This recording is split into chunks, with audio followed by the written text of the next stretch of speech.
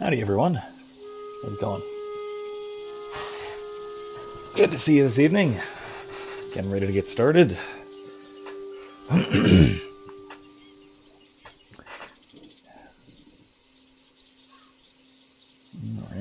Get a good look at that view, because that is going to be part of where we're going tonight. One of the major plot points coming up, I think, pretty soon. So that'll be we should get to the big major important plot point that takes place in Braithwaite Manor tonight.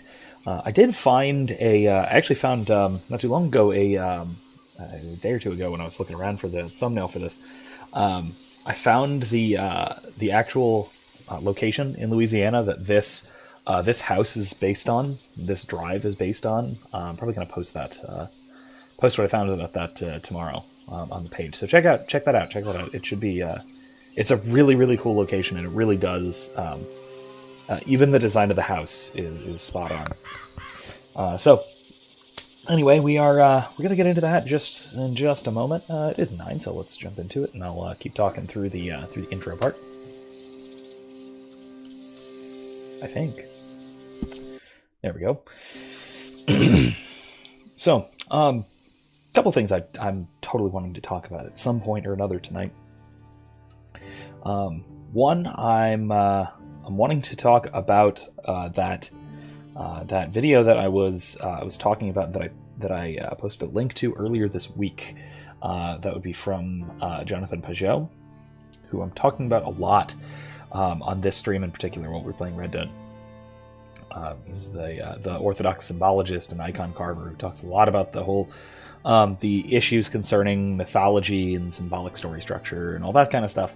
And I think there are some elements in this that are symbolically important. Maybe not for exactly the same reasons, but it's certainly things that we can look at and we can talk about. I think part of his main point from that video is very similar to, and perhaps even partially drawn from, and I'll talk about that as well, a video that I made quite some time ago. If you want to look in the description of this video, it's already there. The video is titled Thor Victorious. It's about the first Thor movie and how Thor is totally a Christ figure, contra any expectations. Just give me 1 second. Let me fix the sound. Turn this up a little bit. Turn it back up. I still have it set for Mass Effect Last Night, which is the Mass Effect 2 is spectacularly loud compared to Red Dead, which is a lot more muted. So bring this back up so everybody can hear our wonderful ambiance. So that's one thing I'd like to talk about. Another thing I kind of want to talk about is is particularly relevant to this game, which is a little trend that I saw kind of brought up in a post shared from, I don't remember if it was Reddit or Tumblr. I know they're very different, but whatever. About language use, having to do with some vernacular language use, and having to do with the term partner in particular. So I'll probably chat about that at some point as well, and possibly bring out some thoughts and some lessons and such on getting in the middle of a conflict like this between the Braithwaites and the Greys, because there are all sorts of these kinds of conflicts in every context, whether that's literary or whether that's today's real world, and getting in the middle of these sorts of conflicts has the potential to end in disaster, very much like this ultimately will, and is already starting to with Sean dead. Now, where were we? Oh, hey, it is suddenly pouring. I really hope that I don't lose you guys, but if I do, I will get the stream back up and running as soon as possible. If I do find that to be impossible, I will put up a post explaining that for mobile on the Facebook page, just in case if power goes out or something, God forbid. But we'll see.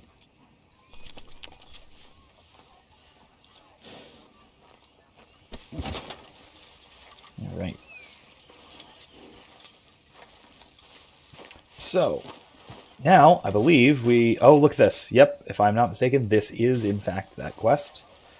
Right away. Should I get... Yeah, I'm fine. This is alright. No big deal. Let's go do it. I think this is that quest, so let's go for it. Maybe not. We'll see.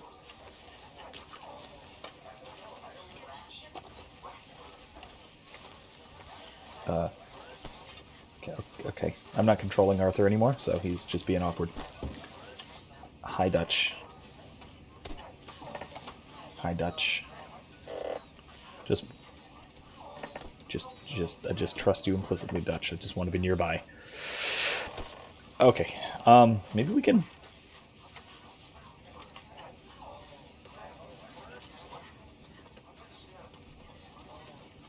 I don't know what's happening. Okay. Tell you what. I'm going to try and really quickly reload because I have a feeling this is bugged. This happens once in a while, I suppose. It's going to apparently take me a minute, though. Uh-oh. Uh-oh. Oh, okay. All right, maybe. All right, let's try this again.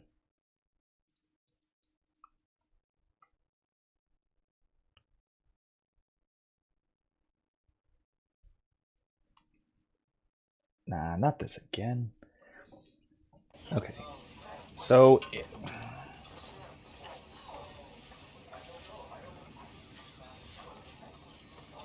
Alright.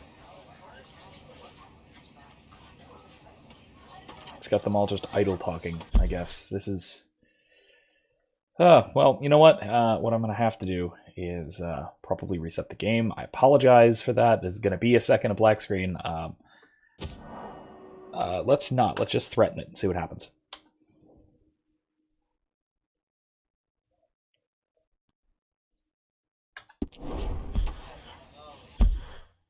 No? Okay, worth a try. All right, so I'm going to have to reset it. I apologize.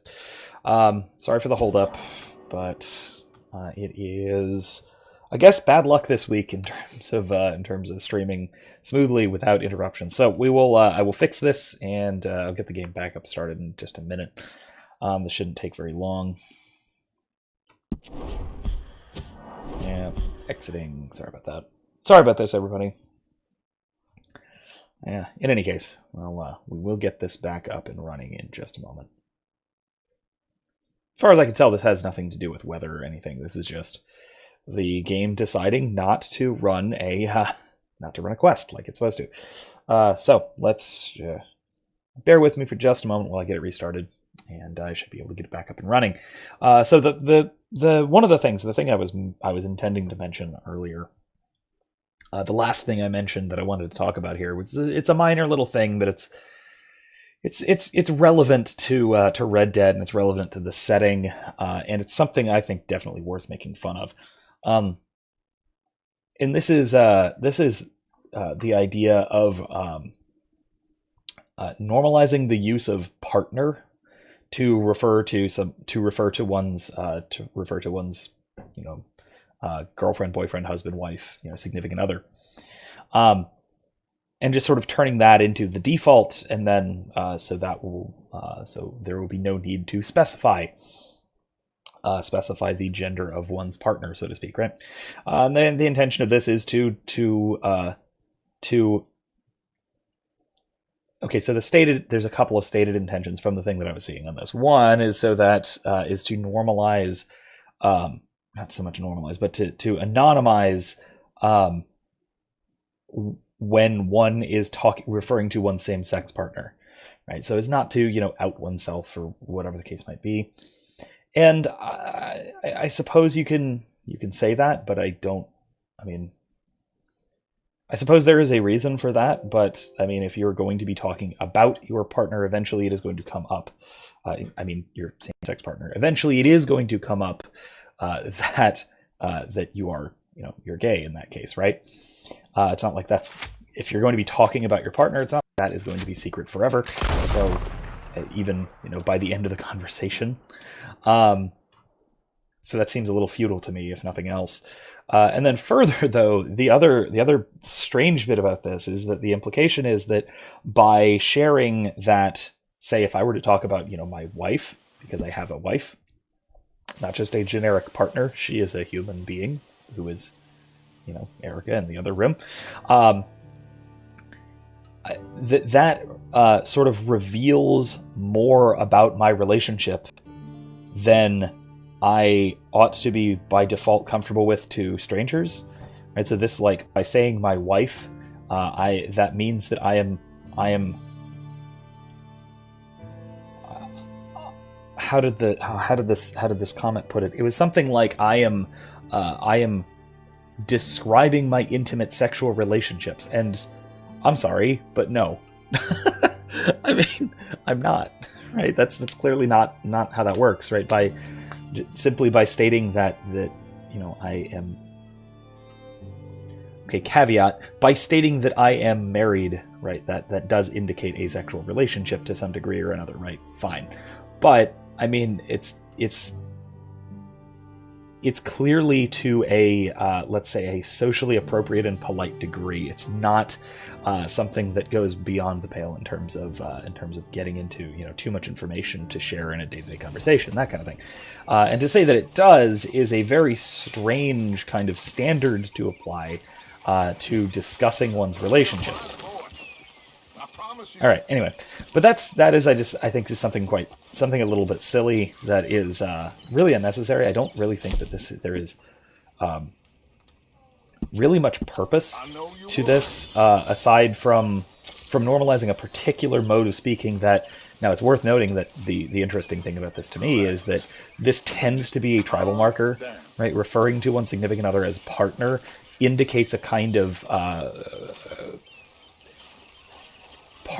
being part of that particular, being part of the kind of culture that language belongs to, whereas referring to, right, so it's a different vernacular than, saying the old lady, right? If I said that, it would mean that I'm a particular kind of person. If I say my partner, it means I'm a particular kind of person.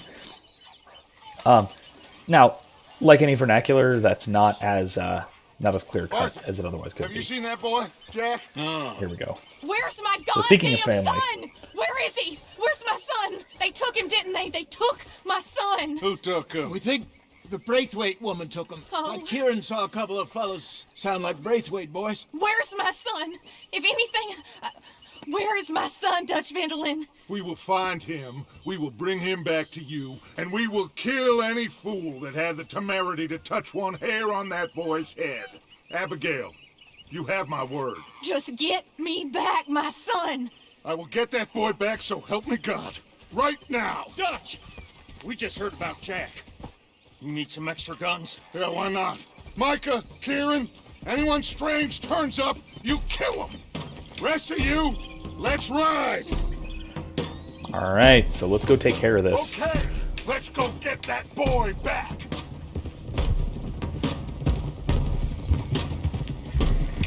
So, They must have figured out what we was up to, Dutch. yep. Yeah, we just got shot to hell by the Greys in town.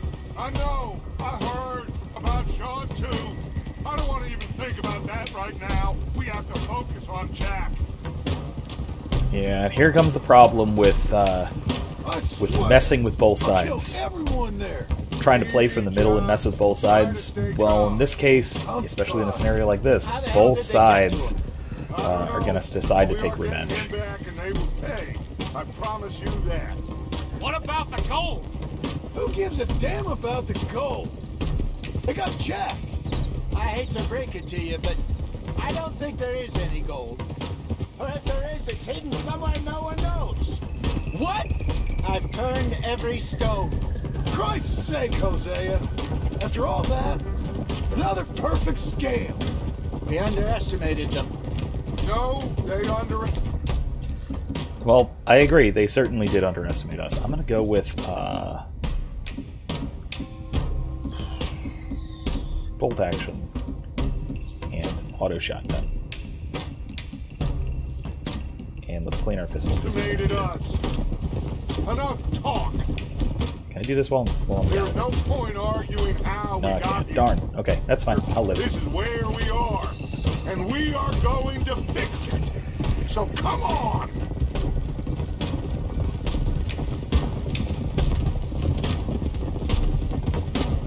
So this brings up getting into the middle of a conflict that you do not rightfully need to be a part of. So if there is a kind of conflict like this between rival parties, neither of whom is in the right, Get your heads right. Nobody makes a move until I say maybe you can take advantage of that situation and come out on top, but more likely you're just going to get caught in the crossfire, and things are going to go sideways pretty quickly and pretty extremely.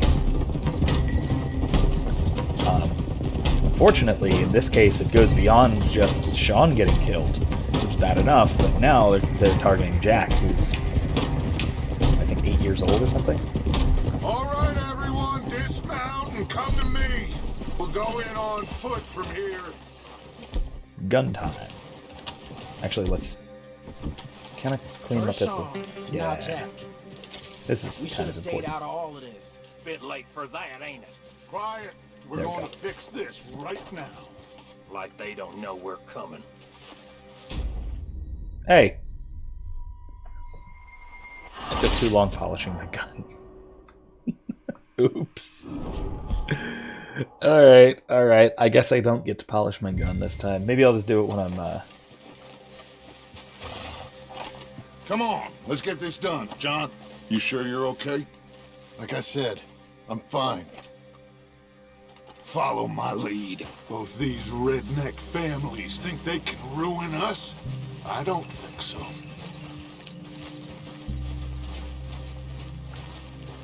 There they are.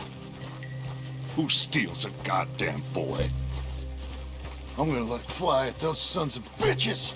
John, I need you to stay calm.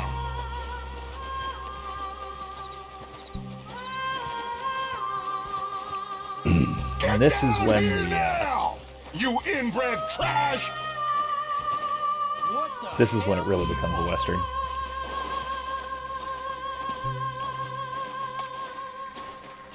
Easy, John. We've come for the boy. You must have known we would. Shouldn't have messed with our business now, should you?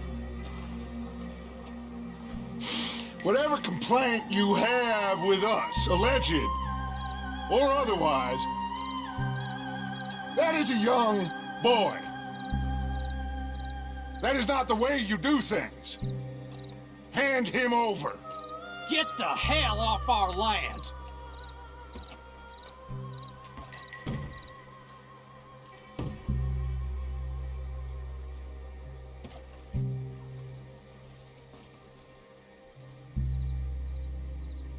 If you ain't gonna be civilized about this.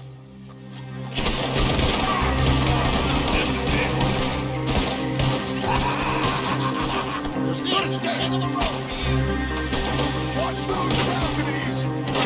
Ah, Jesus, come on. Really? You're gonna do this to me? Okay, okay, you know what?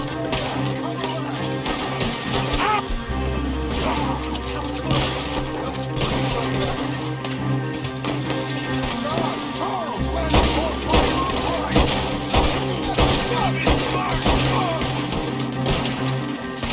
behind the pillars!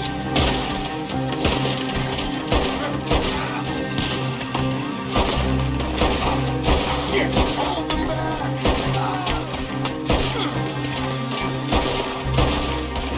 Jeez. I'm not doing a very good job this time, so sorry about all that. But You're gonna burn!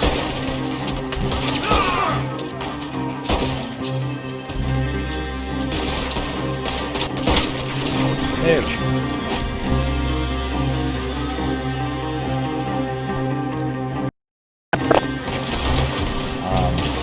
So this is, again, what obviously happens, and what we should have been able to predict from the outset, when you get mixed up and stuck between two rivaling violent psychopaths like this. Right. Arthur, John, Hosea with me. The rest of you, watch out here for any other arrivals. Get in there! Find Jack! Shotgun time. Braithwaite wolf! He's all right. We got shells. Perfect. Ooh, wait a minute. Let's overkill time. Jack! Jack, can you hear me? Jack, you in here? I'm excited to try these. Jack? Oh, shit! Put him up. Arthur, get up here and give us a hand. This must be where they're holed up. Yeah, well, we blew him in half. Pushed up against it. All right, let's see. Open the goddamn door! I can open the door. I have explosive shotgun shells. John! Arthur! We'll hold you down here! We got more coming in! Arthur, get out there! We All right. got this door covered!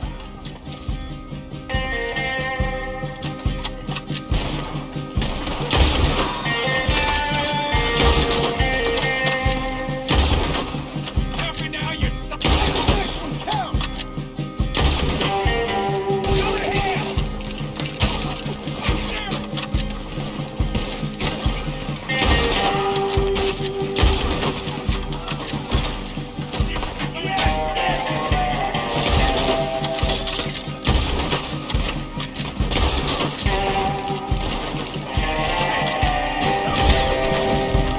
All right.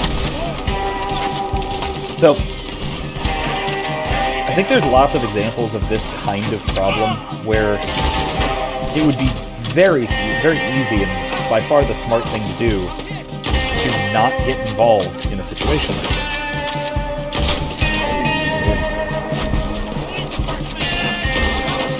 Christ alive!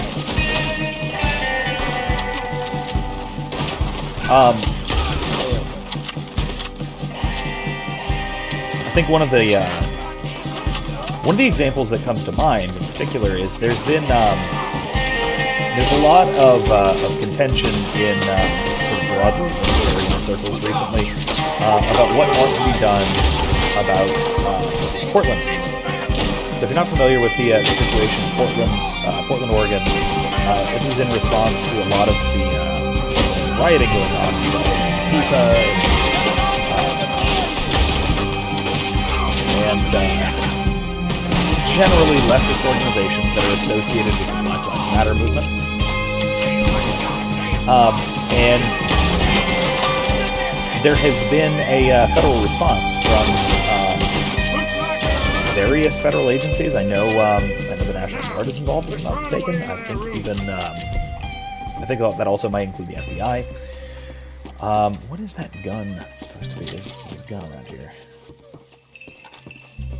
No? Okay. Well, I guess it's downstairs if it's important. Alright, fine. Let's just go with shells.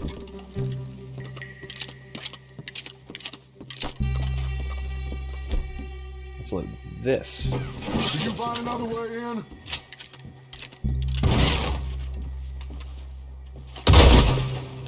Nope, that didn't work. Alright. I told you there's no getting in this way. They've got it blocked. Okay, maybe another way.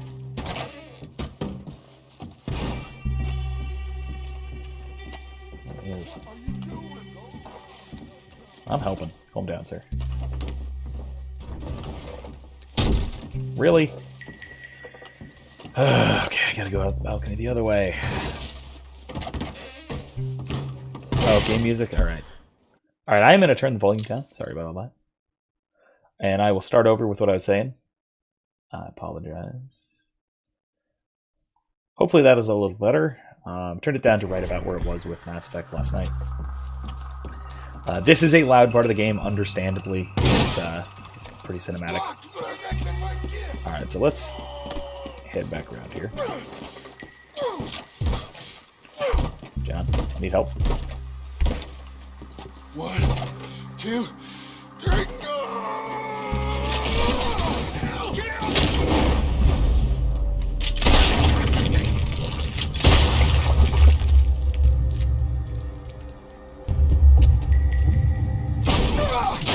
Got him.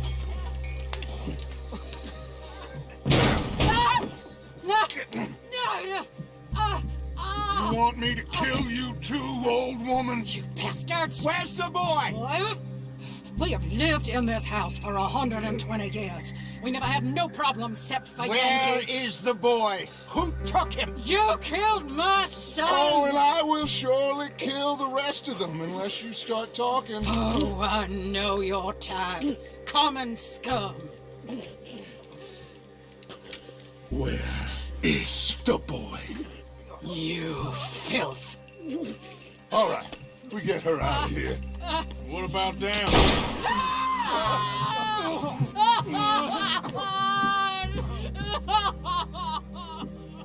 Now let's get this hag outside.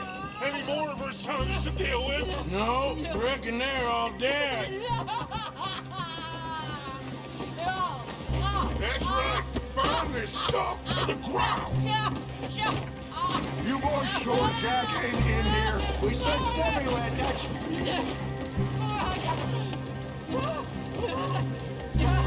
One thing to note, this is, I think, the last time that the whole gang is together. I guess that's the end of the goddamn cribbage game. Come here.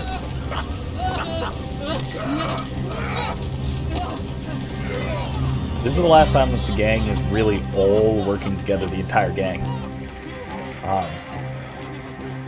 And it really is like this incredible tragedy that brings everybody together like this. Shoot, John, Yankee! There you go. I never liked you. Why'd you take the boy, Mrs. Braithwaite? You stole my Boys are off liquor. limits. You stole my horses. Ain't no rules in war, mister. Matthews, Yes, yes, that's it. where's the boy? My sons gave him to Angelo Bronte. So my guess is Saint Denis. Either there or on the boat to Italy. Let's go. Arthur, come on. What we doing with her? Leave her. I told you she was crazy.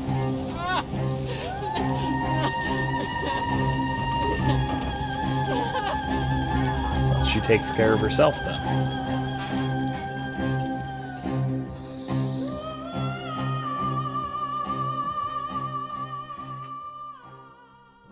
Yeah, WizKid, this part is incredibly effed up.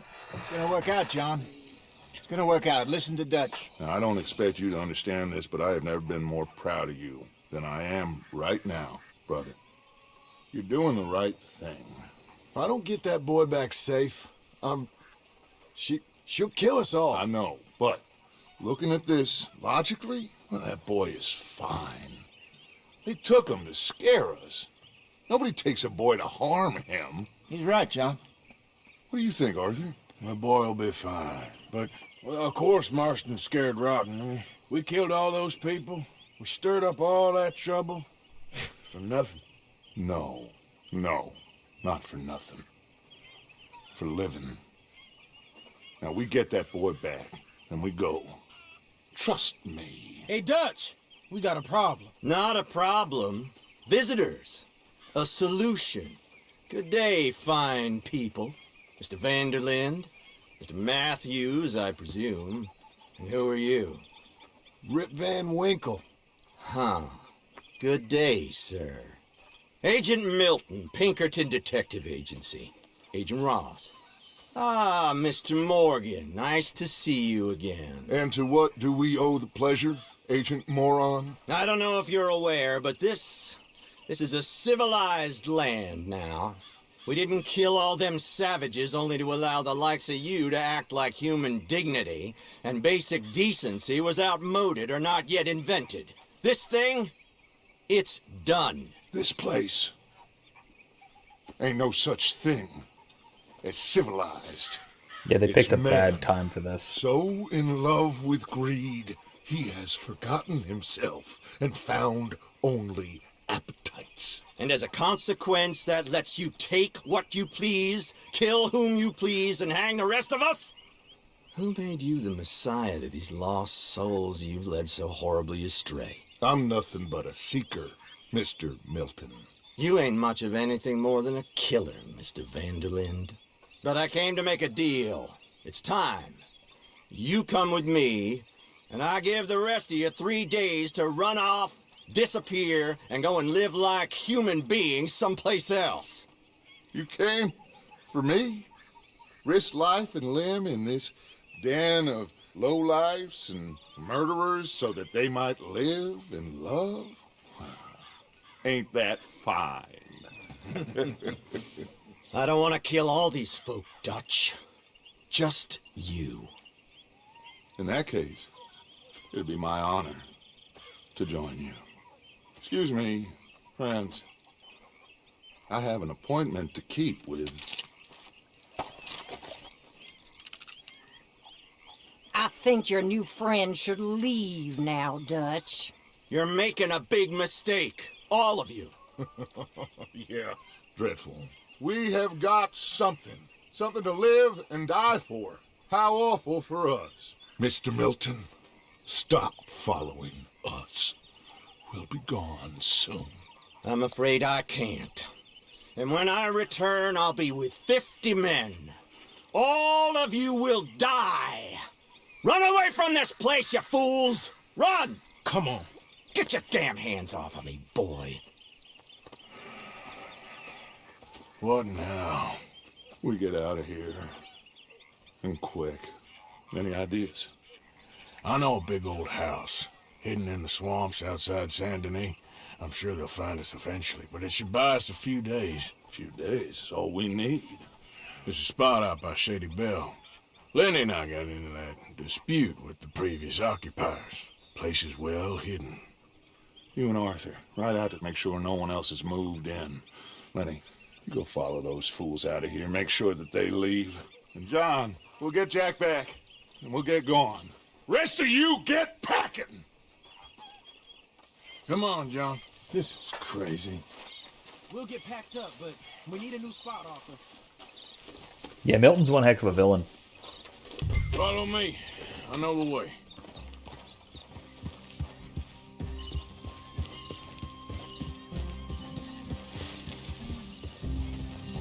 And it's funny that he's barely the main antagonist. And it's hard to really put a finger on him as a single It's gonna be all right, main John. antagonist. We should be going for Jack. Because the We real will. antagonist of the game is We really have to move everything that everyone Milton represents. first The before kind that of bastard Milton comes everything back going with an wrong army. for the gang, We which ain't is no just so use much to piling Jack in onto jail. itself. We're at the end of a rope. I don't even know what to think no more. Just gotta keep our cool.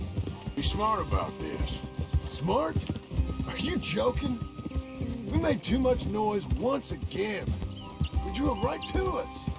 I mean, how many people we killed the past few weeks? Far too many. It's Dutch playing his games. Hosea, too. Getting involved with those two families. Master con men working their magic. They thought there was a lot of gold. Yeah, they thought there was money. Ain't there always? Look, Marston, I don't know what to tell you. Things don't always work out. That ain't nothing new. Jack's gone. We lost Sean, Mac, Davy, Jenny. And for what? We can't change what's done. Can only move on. But one day, we need to start learning from our mistakes. Come on, it ain't all bad. We've had a rocky run, but we'll be okay. We'll get through it. Dutch will fix it. Dutch will come up with a big plan. The manor's now, still burning. Every plan gets us into worse trouble.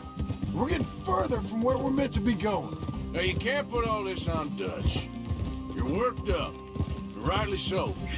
Just don't get too far in your head with all this. You'll never get out. It's a goddamn mess. That poor kid. We chose this life. He didn't. I don't know. I think this life chose us. You, me, Dutch, Hosea. It's been a long time now. Sure has. Lots changed. I sometimes wonder if things was ever the way we remembered them. If if we were ever who we thought we was. Like I told you, don't go down a rabbit hole with this, Marston. That won't help nothing. I treated Jack bad. Abigail, too. I didn't want to believe he was mine. Hold on, let me catch up. What happened? Just stick with me, okay? So, you were saying? When I was lost on that mountain after Blackwater, part of me thought I could just leave again and no one would ever know. But some wolves thought otherwise. Look, you're here now, and this spot we're going to, it's close to Saint Denis. As soon as we get the others safe, we'll find this Bronte and get Jack back. So what is this place? Lenny found it. Big old run-down plantation house. All right, should be just down this path to the left here. Now, I was saying, another gang was holed up there for a while, but we sent them on their way. Probably moved on to one of their other hideouts, what's left. Where we got that dynamite for the bank job. Shouldn't be any trouble. Just need to check it's all clear. Now, where have I heard that before? Yeah, WizKid, I think you're spot on. Marston is absolutely right. Things are bad for the gang. They were bad, and now they're just getting worse and worse. Give my horse a treat. How about ginseng? It's okay, girl. But at the same time, on the other end of it, I do think that that this is one of those moments with Dutch, like you also mentioned, Dutch offering to give himself up, right? Offering himself up to the Pinkertons. You ain't seen the side of it yet. That is a bit of a... The sooner we get this done, the better. That winds up being its own kind of thing where that kind of contradicts that. It shows that there really is still something to this whole gang. You sure even if it's not always there. I ain't sure on nothing. All right. Let's leave It the seems to be horses this here and time. Take a look. Let me switch out for... Yeah, Peter.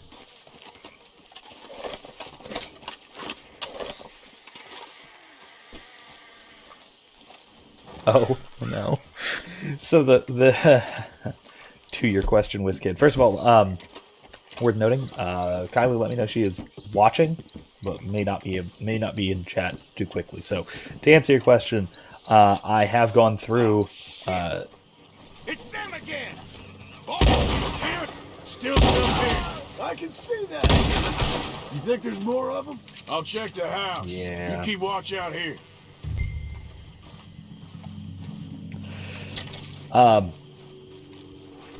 We did lose. I think we lost another horse last week. At least I believe so. We also sold a horse to trade in for a new one. So not all bad, but also not good. So not all good. All right, let's see what we got in here. Some liquor. What the hell is it you want? Didn't you get the message last time?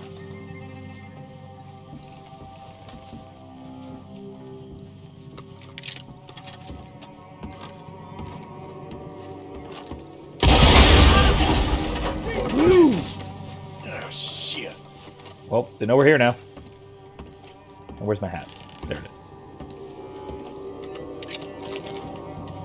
I had to. There was dynamite in the corner. What was I supposed to do? Not blow it up? And let's also... Oh, it didn't explode. That's disappointing. Anyway.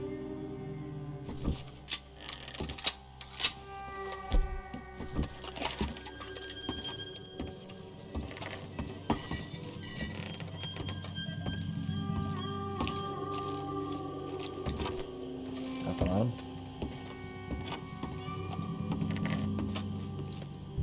Any more of you upstairs? I'm coming for you. You hear me?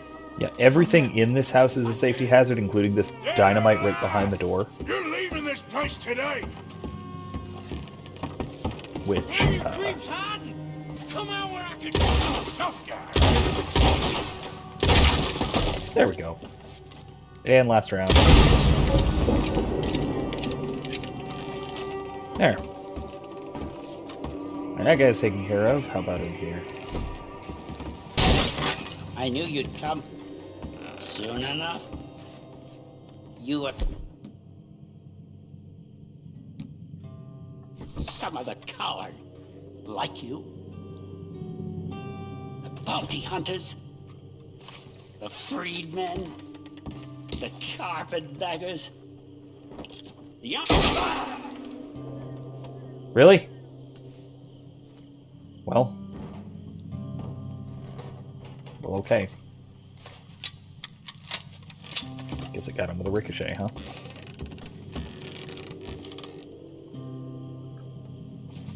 Well, let's see who this is.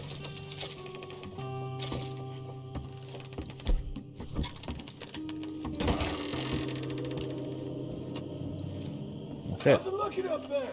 I think we're clear. Good. Come help me with this, will you?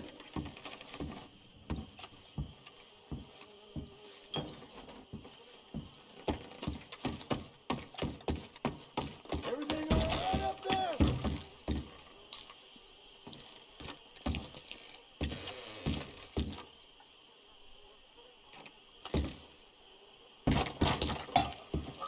Ooh.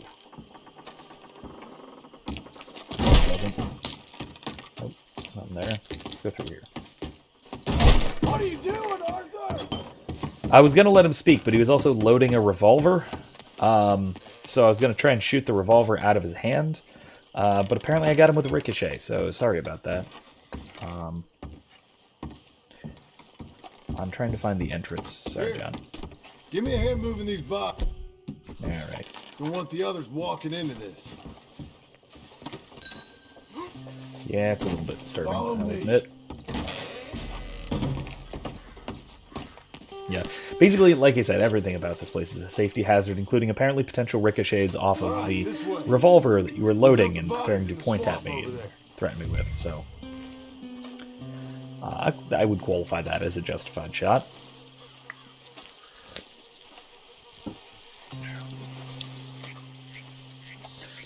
So, you can sometimes shoot a gun out of somebody's hand in the game. Don't try it in real life.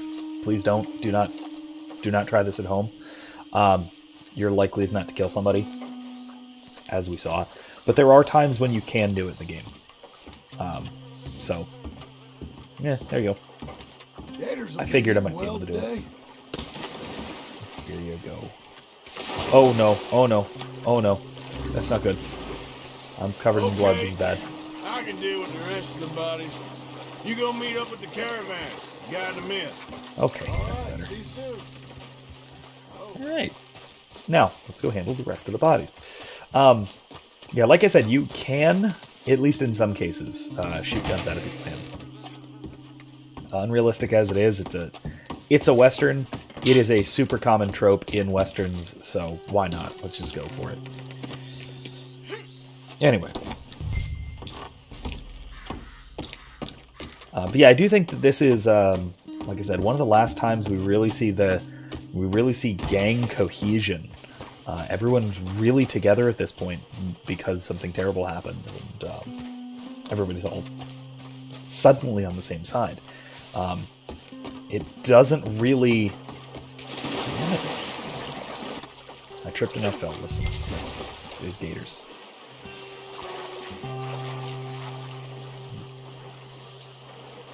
Okay, it does the rest for me. Alright, cool. But yeah, this, things start going more and more poorly as we keep moving forward, and the next time we see a big, massive assault like that, it goes down a lot differently. Know the corpses and the alligators, it's paradise. I love it. Miss Grimshaw, Mr. Pearson, would you two kindly work your magic? Arthur, take a ride with me. Sure. Come on. George, Yes? could I have a word with you? Not now. Come on, Arthur. Alright. Can you believe that girl? All I've got going on, and she wants to talk. Everything okay with you two? I got far more important things to worry about right now than Molly O'Shea.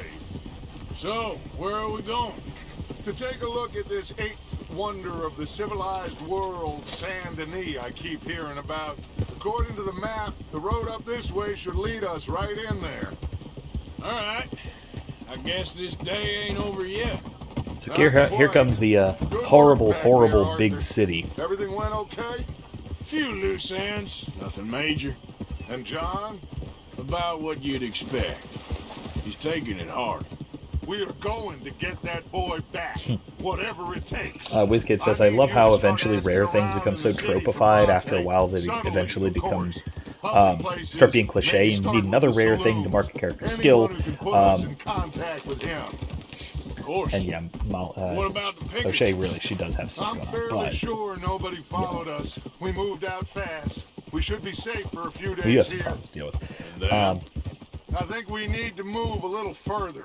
Yeah, Angelo Bronte is a perfect example of a rootless urban parasite. Families, losing Sean. I see things differently now. For a long time, I truly believed a paradise lay somewhere in the west for us. Smokestacks and all that. But I just don't know anymore. So we're leaving the country now? Maybe. I'm still thinking about it. Whatever we do, we'll need more money. In any case, we have more pressing matters to attend to first.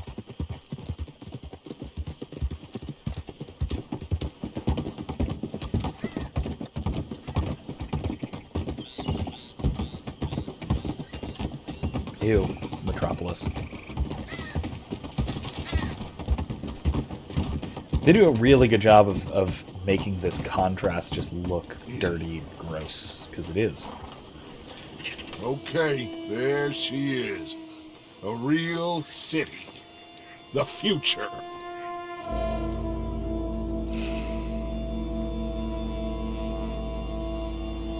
Big cities. They're always repellent. Exactly. I'll find you in there. Go see what you can figure out.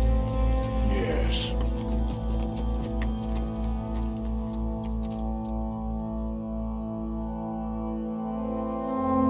Yeah, you can tell Dutch is begging to become unhinged just in his speech and how halting it's become. Very much so. And it's the perfect, WizKid says it's the perfect 1800s, very late 1800s. This is really turn of the century.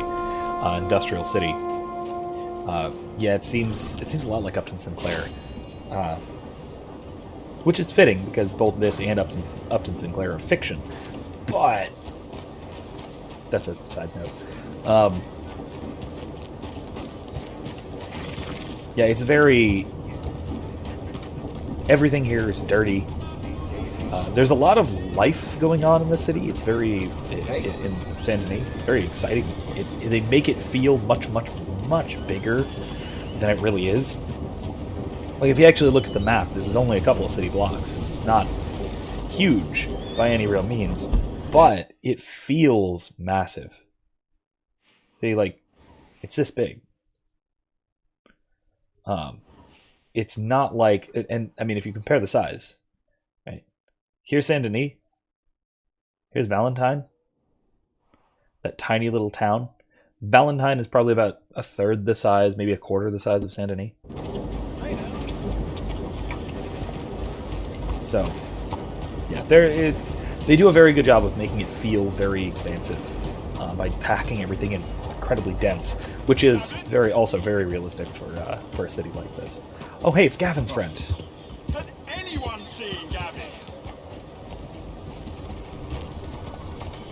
Not you.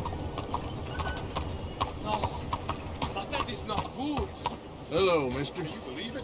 How do you do? seen Gavin? You still haven't found him? No, but I won't give up. He's lost. One morning, I just woke up and he wasn't there. Someone must have taken him. Maybe he just left. Gavin? No. No. We were best mates. I mean, really, best mates. He'd never leave me. Never. Gavin! Don't shock me none. I've seen worse. I am so worried. Gav! Gav! Best of luck. Gav! Okay, girl. I know there was also another quest this way. I happen to see. Where are you? So let's head over there really quick. Big old question mark somewhere around here. Through an alley.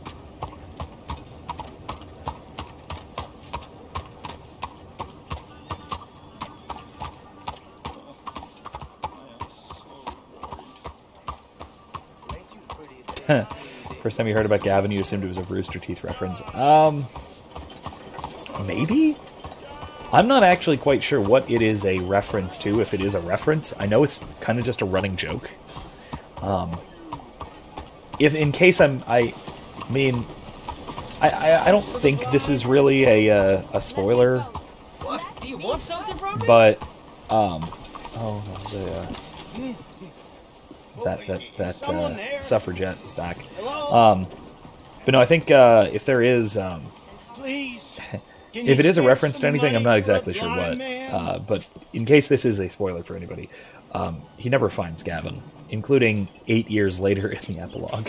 Please, anything you can spare would be much appreciated. Here you go, Oh, friend. bless you, mister.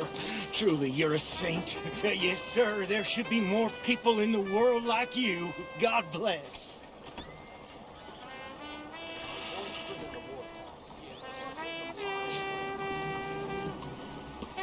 How y'all doing? Oh, did I like drop the, a coin? I know I heard it. Slightly anachronistic New Orleans jazz. Oh, here we are. Hi there. Hello there.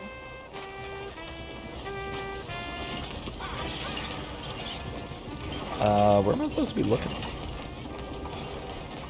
Hey, mister. How do you do? Ma'am. Hello there. Hello, gentlemen. Hello. Hello, sir. Look out! Hey there. How do you do? Hello, sir. Bonjour. So this is the experience of a country folk guy walking around in the city, saying hi, howdy to everybody, and them all just kind of being confused and going? answering in different languages. Going well. Hey Where am I there, supposed to be folks. looking? I insist that I deserve the right to vote. Her. Well, let's I've see. seen vagrants making their beds in the Hi, folks. This is the same lady who was the lady who was wandering around through roads trying to do away her from history, you trying to do fools. her political posturing. Women and men both deserve to decide the future. This is meant to be the land of liberty, but somehow I am not free to vote? Who says that? Look me in the eye and tell me I am not the equal of any man you ever met. Hello, ma'am. You, my friend, what do you think about women's suffrage? Women voting? Sure, why not? Oh, thank you, sir. You are a true progressive. Anyone dumb enough to want to vote, I say go for it. Oh, a cynic. How dull for you. I do hope you grow out of it, young man. It's so Yep. unappealing. Young? Unappealing is what I do Jesus. best. I'm really with Arthur on this one. Madam, back here. I really do think that that is also the best response to somebody who is that politically optimistic. Just Sorry. yeah, you go ahead, vote. That's fine. Have fun. Especially just love making fun of. Yeah. She doesn't recognize you, and that's another thing that I don't know. I can't help but just connect that to her being a political activist who just tends to just in general be not very personable. They just kind of put on the airs of being people. But then also, you know, my usual shtick, which fits here, is that she's very much a lady of the big city, a woman of the big city, you know.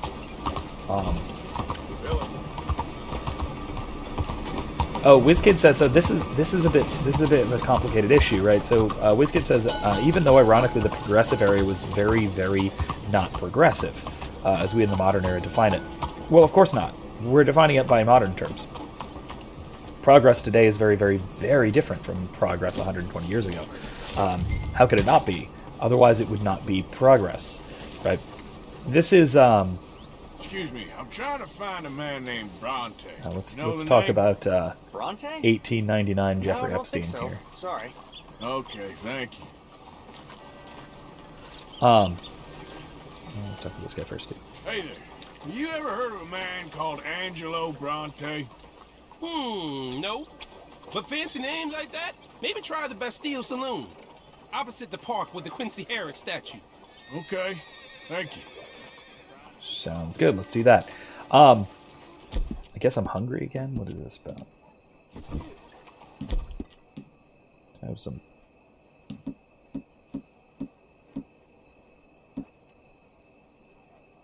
beef.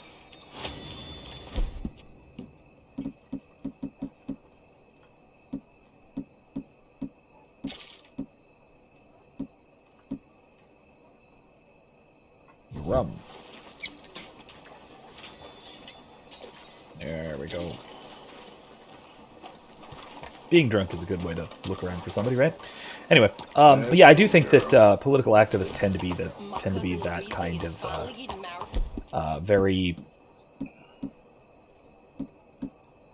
call them cynical, I guess. Cynical in the sense that they are they're dedicated to their cause, but not to the people involved in their cause. At least, especially the worst sorts of political activists, the kinds who are interested in politics for the sake of politics, the kind of wonkish types of folks, the kind of people who are the reason people hate politicians and political parties. What's his name?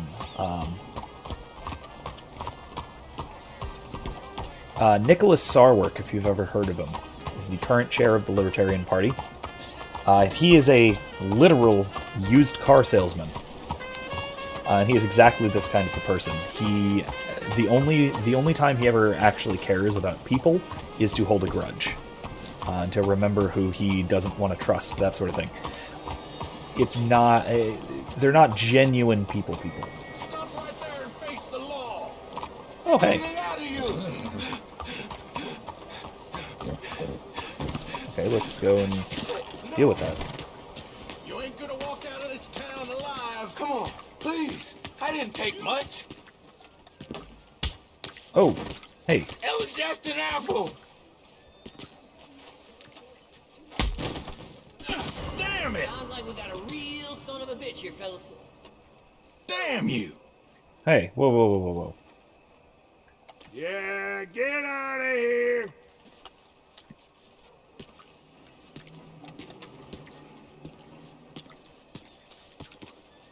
No, I think it's fine.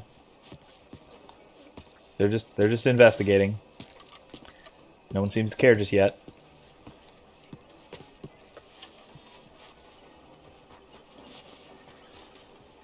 Uh-oh. Another cop coming.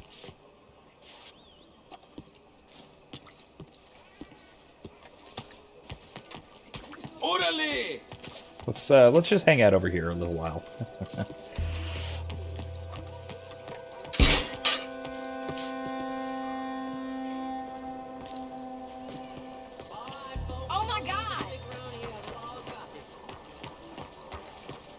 Let's get out of the little range.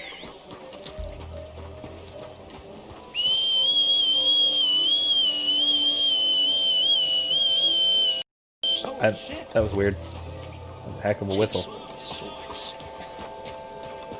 All right. There. Let's just kind of hang out over here, nice and chill, and not collect the bounty. Meanwhile, I'll read some chats. I've heard. talking about activists, they're not. They're soulless, as WizKid says, power-grubbing, parasitic power brokers. A little redundant, but I still agree. It's no wonder decent folk don't trust them. Yeah, I don't. Yeah, I don't. Mostly, even a lot of the people who would be involved otherwise in the Libertarian Party, even libertarians who would be involved in party politics. Really? That gave me a bounty. Alright, fine, whatever. Handle that later.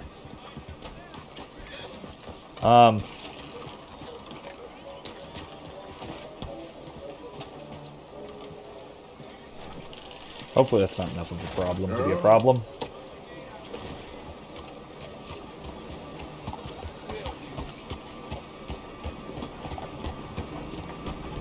We got a problem here. No, of course not. Let's just move along. Alright. Let's go back to where we were trying to go.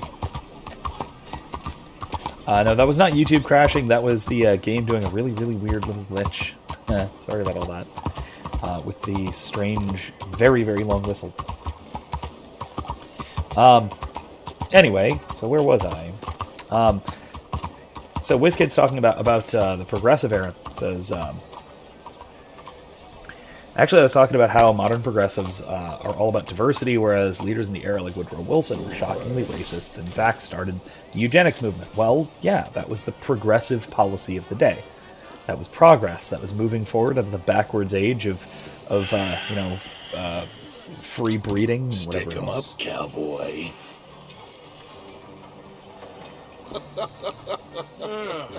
Yeah, real funny, Dutch. Oh, I thought so. So, here we are in a strange land of papists and rapists. America's very own Gomorrah. Yeah, cities all look the same to me. So, how you get on? I've been asking around about Mr. Bronte, and from what I've heard, this establishment is our best lead, but I haven't had any joy in there so far. So, I should just give it a shot? I think so. Just keep it cool. You know me? I'll meet you back here anon. I feel like I should maybe trim the mountain man beard at this point.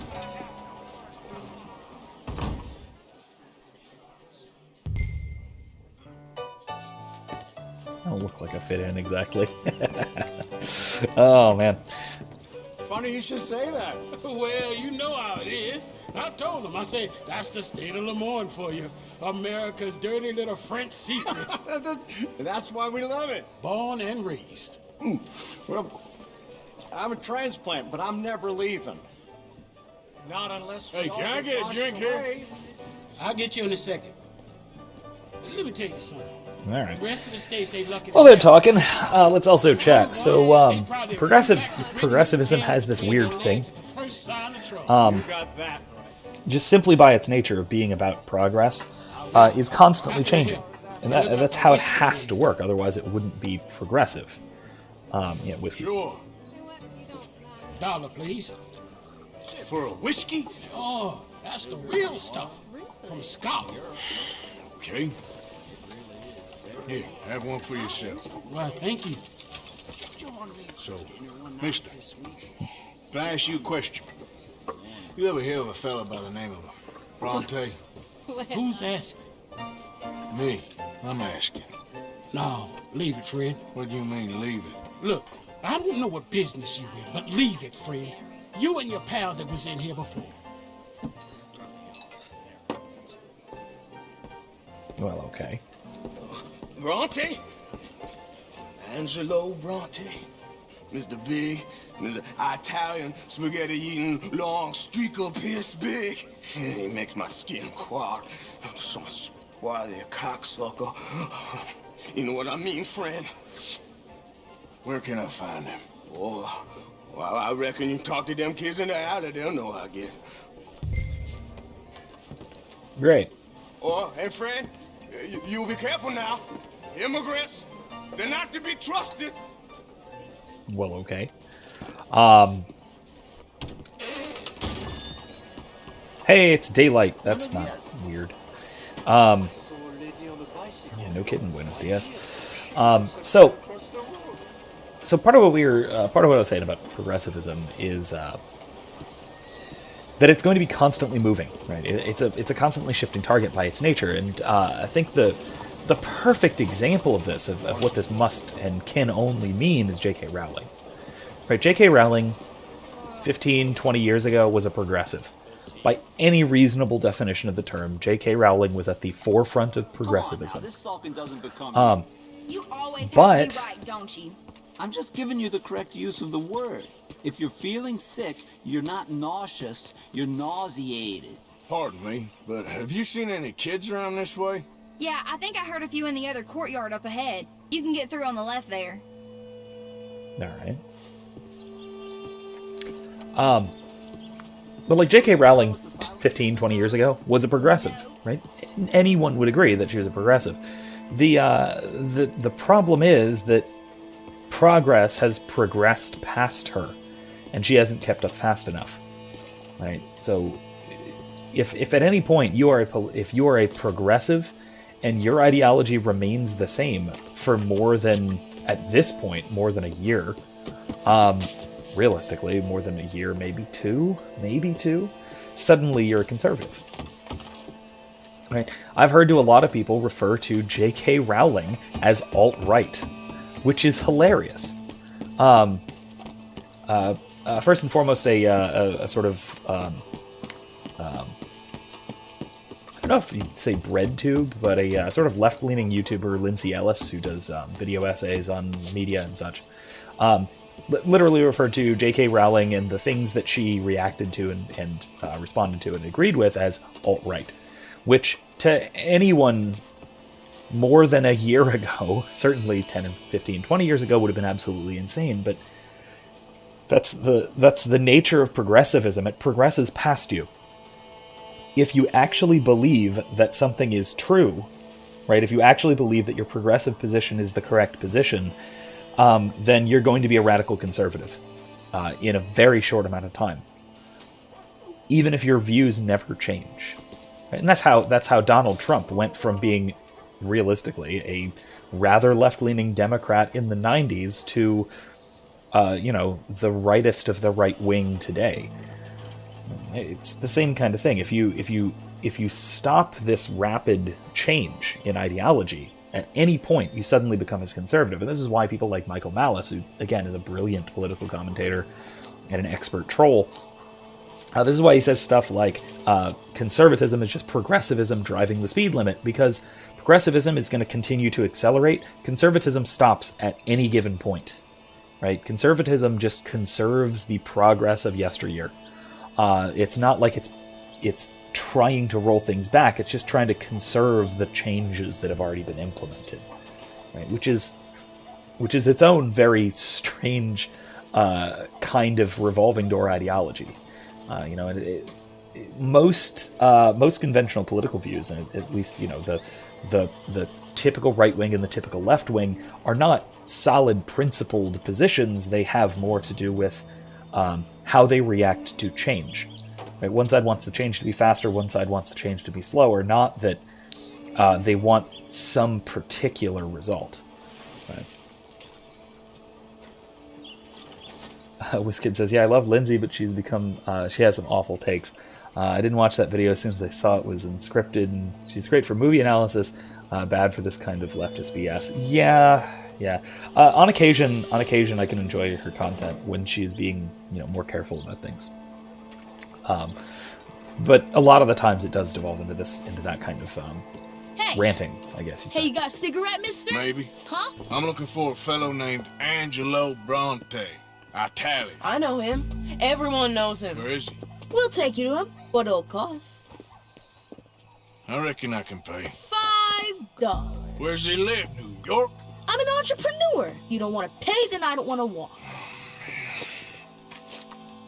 Let's buy bread. Here. Come on. This away. Let's go, mister. You coming, Cleet? Stay close. Easy to get lost around here. Come on, then. You new to the city, mister? Pretty much. Don't worry. No one knows it as good as me and Cleet. Is that right? Hope you won't need his services, but you got the doctor on the corner there. Nice enough, fella. That's Baird and Schreiber on the right there. Famous bookstore. Not that I'm much of a reader myself. Now over here's a real piece of art. That's the Church of the Holy Blessed Virgin, mister. Modeled on the famous church in Toulouse, which is in France. You been to Toulouse, mister? No. We're Catholics here, mister. Ain't Baptist or nothing. My mama said they used to burn Protestants and all, but we all friends now. Isn't that the most beautiful testament to God's love for us all? Bet they don't have nothing so fine where you come from, mister.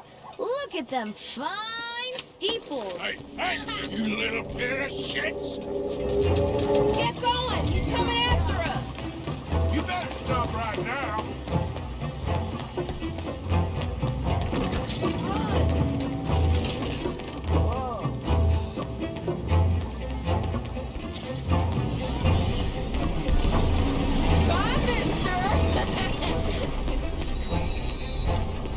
Damn it. These slimy little bastards, tell you what.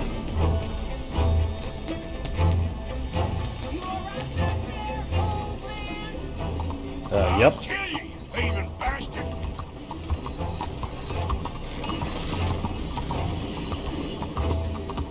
Just give it up, farm boy! Get back here! Yeah, pretty much Little Tom Sawyers. Catholic Little Tom Sawyers. Ah, damn street trash.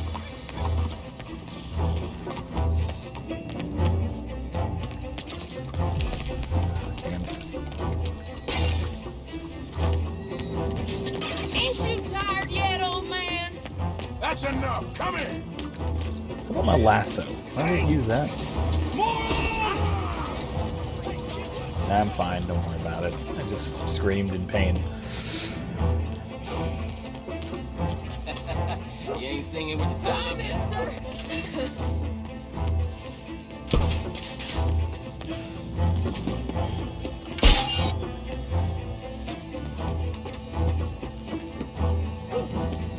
I'm being chased by the village idiot! Ah, God damn it! Can I just shoot him? I mean, I know he's a kid, but he's also a little son of a bitch. Something nice, mister, I promise. Stop, you shit! Come on, run like the goats got loose.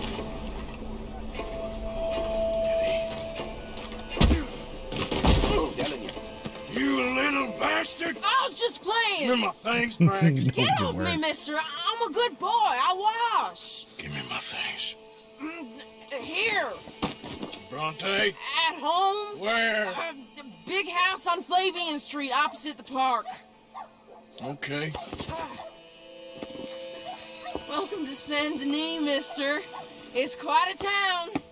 Get lost. Ew. Great. Now I'm disgusting.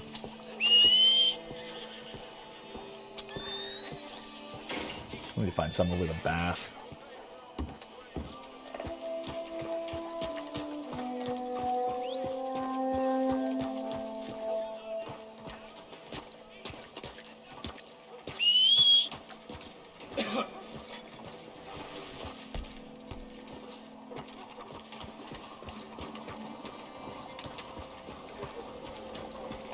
The kids? So you wonder if he's homeless. The kids, you mean? Kind of. The implication is that they work with and for Bronte, who is a little bit of a human trafficker. And by a little bit of, I mean he literally kidnaps, keeps, and sells child slaves. He's kind of the like I kind of joked earlier. He's sort of the 1899 Jeffrey Epstein, if you want.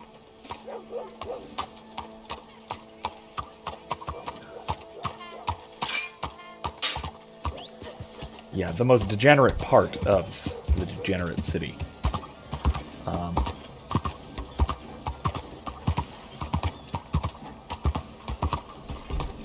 so let's let's do that whole barbershop thing and see if we can cut off the beard. Well, you say at least he doesn't rape children, but we can only hope. I'm not entirely sure about that. Let's do facial hair. We have enough that we can do pretty much any full style. Not that. I mean, oh my gosh, I look so disgusting. Flying fork. That's very Saint-Denis.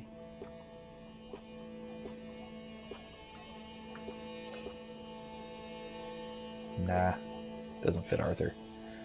Maybe, but probably not. A French fork. It's kind of silly. If you see one you like, just shout it. Kind of just might go with the Spartan. Just massive, like, absurd mustache.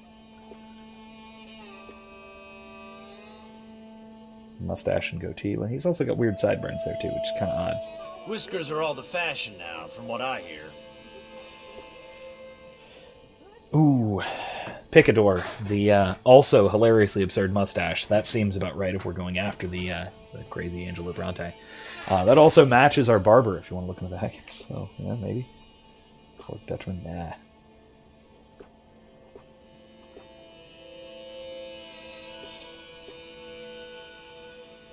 Spartan? So just the big bushy mustache? Yeah, I always do kind of see Arthur with mustache. The Picador is a little bit silly. It doesn't really fit him well, I don't think. So I think I'll go with the Spartan for now, at least.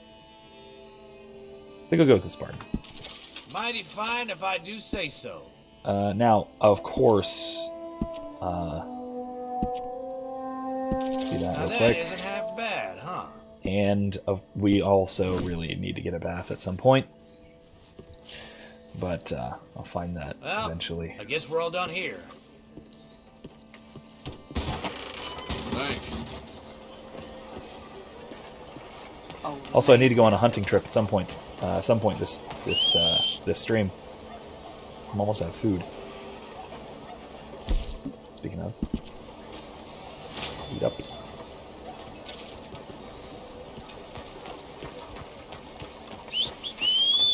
Where the hell did my horse go? There you are.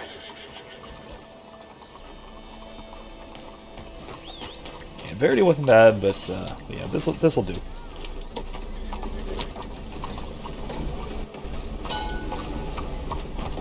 All right. So let's go meet back up with Dutch. Now that we're done with that mess. We'll find somewhere to take a bath because oh my gosh. Hey, Arthur. There you are.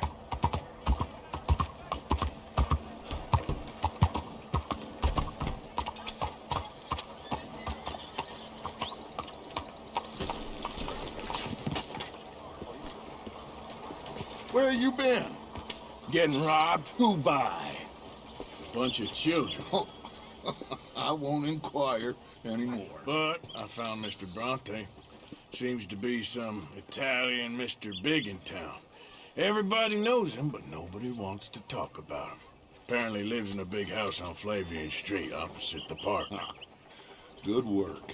So what now? We go pay him a visit. I'll get John, you meet us there. Whatever it takes, we need to get that boy back. Well, all right.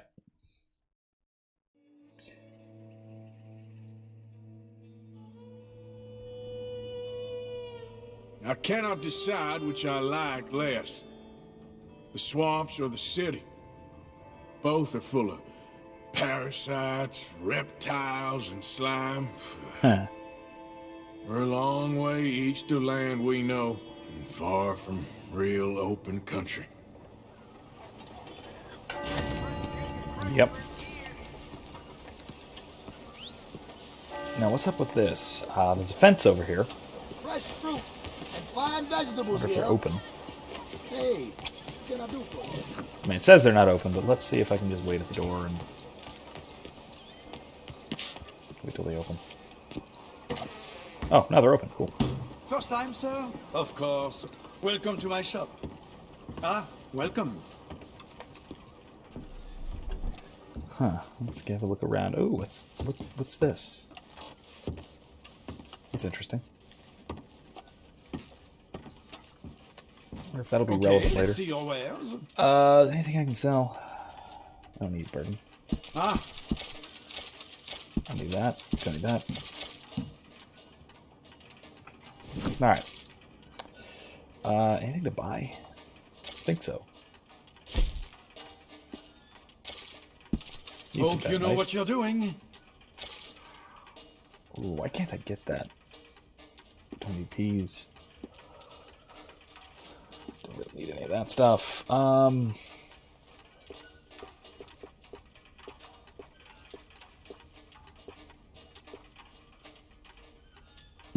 You have a distinctive palate. Buy a couple of those things. Alright, that'll work. I trust nobody's missing this. Dynamite arrows sound good. That sounds like one of the funnest things one could possibly have. Alright. Thanks, mister. So, let's head out. I'm thinking we head out of the city, we do some hunting for a little while. Oh yeah, WizKid says, I love how philosophical Arthur is. It's a side of him you wouldn't expect, considering the life he leads. Yeah, really not. I love the whole journal. The journal entry and all of that. That's really nice. That's a really nice touch. It really individuates the character. Please, sir, will you help the poor? Oh, hey. You, kind sir. Will you help the poor? I ain't so kind. Yes, you are, sir. You have it in you, I can tell. I'm a nasty bit of work, Father.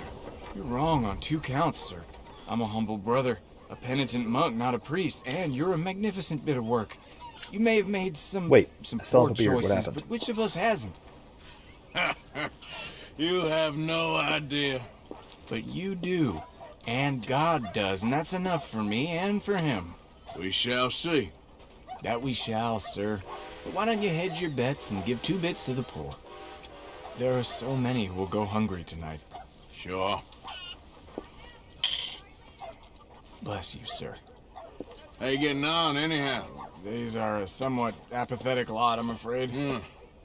My mentor says that America is designed to induce apathy in people. It's a wonderful insight. He must be a wise man, your mentor. Well, sometimes he's a downright fool, but, well, usually he's the best man I know. That's wonderful. The thing is, well, poverty will always be with us. But slavery, I thought we had banished that. But Saint Denis is acting as a staging post for shipping slaves out to some of the islands. I don't believe you. It's 1899. Maybe you should take a look for yourself. I've heard that the pawnbroker down the block around the corner, the one with the green door, well, they say he sells more than forlorn trinkets. Help the poor. The guy we just met with, and nope, my beard is back. That was a very fast-growing beard. Miraculous, almost. Something else. Well, I suppose it's some kind of divine intervention. Otherwise, there's not much of not much of an explanation for the beard. So let's just go with it for now. Most mentors are a mixture of fool and master. That's how it has to be. Yeah, Dutch included. That is actually a good insight, though. There's really something about that. Hi there, mister. Feel free to browse. The democratic culture, the sort of advertising culture in America is very. Nothing much back there, I'm afraid. Just a few old books. Really? You timed it well. Some quality pieces in at the moment. But right, so what I was saying before we dive into this, it's the constant barrage of the next thing to want, which is, I mean, a lot of people will blame capitalism for this, but I think that's misguided. I think the proper thing to blame is the kind of society which is modeled on the kind of person, and they kind of wind up forming an interrelationship. This goes all the way back to Plato, with the democratic soul, which is focused on a current particular desires rather than on some kind of master organizing principle. And if you don't have some overarching organizing principle for one's life, you're going to be swayed by continuously evolving desires. And when those desires evolve, it's going to go to the next thing and the next thing and the next thing. And this breeds a kind of apathy about larger, more important things. So I think there is really something to that, America, whether that's 1899 or 2020, is in large part designed to breed apathy. But at the same time, we might say just as well that maybe more so now, that it's moved somewhat, at least in some segments of the culture, from a constant barrage of wanting the next thing in terms of products, but wanting the next thing in terms of politics, right? Whether that's policies, whether that's outrages, right? We have a kind of outrage culture now. There's always a new thing to be mad about. And it prevents you from actually organizing these sometimes perfectly just outrages into any kind of cohesive system, cohesive narrative, anything to organize the whole thing underneath. So you wind up doing nothing about anything. So it's the same kind of fault, but in a slightly different context. But I think it is certainly the same kind of fault. WizKid says it's part of the whole dualistic archetype thing that Jung talks about. Mentor, so about the mentor being a fool and a master, so like Dutch. Mentor, or like Yoda is another great example of this. I've been on a Star Wars kick lately. A mentor can at the same time be smart, kind, and helpful, or cold, harsh, and violent. They can be either or both, and that influence changes in kind. Also reminds me of what was the movie about the drumming teacher? That guy is very much like this. But yeah, let's see about this. Something don't seem right. Sir, what are you doing back there? What's back here? Looks like this pulls out or something. So, WizKid, I wouldn't exactly say that it's about having so much, because that's not necessarily a bad thing, and it's not going to necessarily lead to this sort of thing. It's more like the ability to get the next new thing. And it's a constantly evolving and constantly changing landscape of new things that can cause this kind of an issue. And also it requires a certain kind of person to want this sort of thing as well, which there's a kind of feedback relationship with the kind of society, but they're not necessarily connected, right? If you had a society of consumerists in a relatively austere society, it wouldn't be a problem. If you had a relatively austere people in a consumerist economy, let's say, in an economy capable of production on our scale, it also wouldn't be a problem. It's sort of the conflagration of the two that leads to this kind of issue, I think. How about you open that door? Door? What door? The hidden door. Or I'll open the hidden door in your chest. They made me do it. I was always good to them, but they forced me to do it, sir. I swear. Open the door, now! Oh, okay. Just pull the big red book on the bookshelf. It's called The Scourge of Crossbreeding by Harold McDougall. Hey, it's kind of a disturbing book title. Let's blow some stuff up.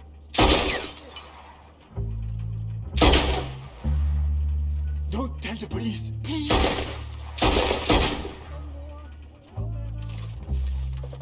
All right. They made me do it, I swear.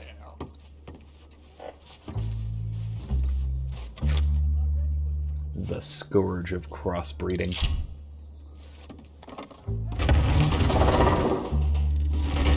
Yeah, WizKid brings up keeping up with the Joneses kind of thing. Hello? Very much so, yeah. It's a kind of applied envy, if you will. I mean, a lot of political problems stem from a kind of applied envy. Help, please. There. Yeah, let's... Help, please.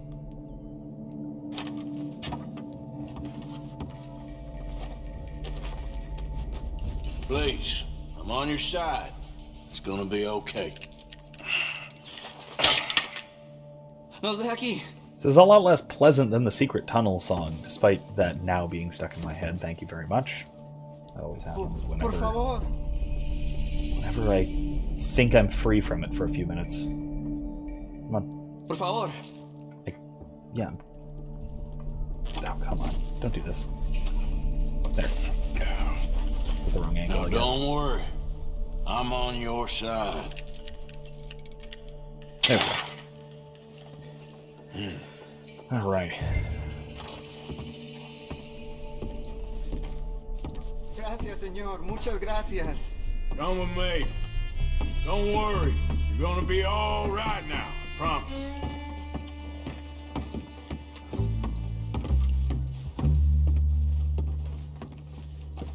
Oh, he ran. That's it. Come on. You'll be safe soon.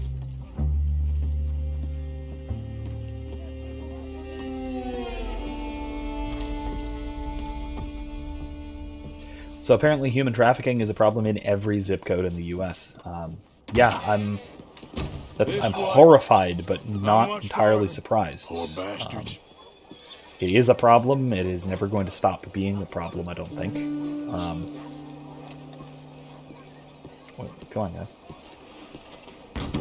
Señor. Señores. Come on. All right, they'll follow along. I'm sure it's fine.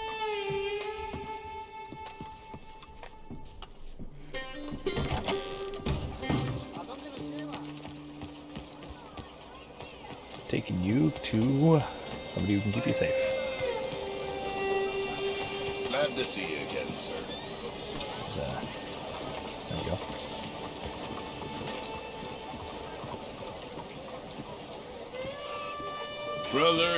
Brother Dorkin's friend. Arthur Morgan.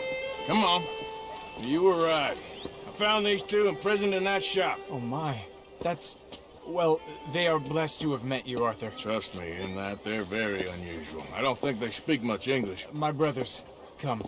Let's go get something to eat. Manger. Comida, please. Hey, you forgot this? Oh. Yes. Thank you. Here. Payment. For your services. I could not have freed these men myself. Give it to the poor, brother. Thank you. I will. Like I said, magnificent. Come on. Come. Come see me again sometime. I often work at the old church on Gasper Street in St. Francis. All right. So. Hey, kitty. Hey. Arthur doing nice stuff. Can I pet you? You're gonna let me pet you. That is a pretty cat. That does not look like an American Shorthair. That looks like a Bengal. The way it's walking around, especially. Unfortunately, oddly, that though it couldn't be unless they just kind of decided to throw that in there because that breed didn't exist yet in 1899. Now, where do I pay a bounty? Way down here. Jesus. Let's handle this first. Around here. Yeah, there is some really great, let's say, monastic representation in this game. Between the brother there, and there's also a nun you meet later on who's really wonderful. I think, if I'm not mistaken, I'm probably gonna need my varmint rifle for this. If this is the right thing that I'm thinking of. And I don't need to clean it yet, but I will. So let's put that away. But I'm probably gonna need it, so. If this is the thing I'm thinking of. If it's not, then... Oh, it's not. Okay, it's totally not. It's something else entirely. Hey, buy me a drink, mon ami. Oh god, it's this guy. Sure, what you want? Brandy. 2 brandies, bud. It's $2 a glass. Oh, better be good then. It's the best. Thank you. Santé. It's quite a country you're building here, eh? Well, me personally? I don't know. What do you do? Mostly, I just shoot people. How very American of you. I love it.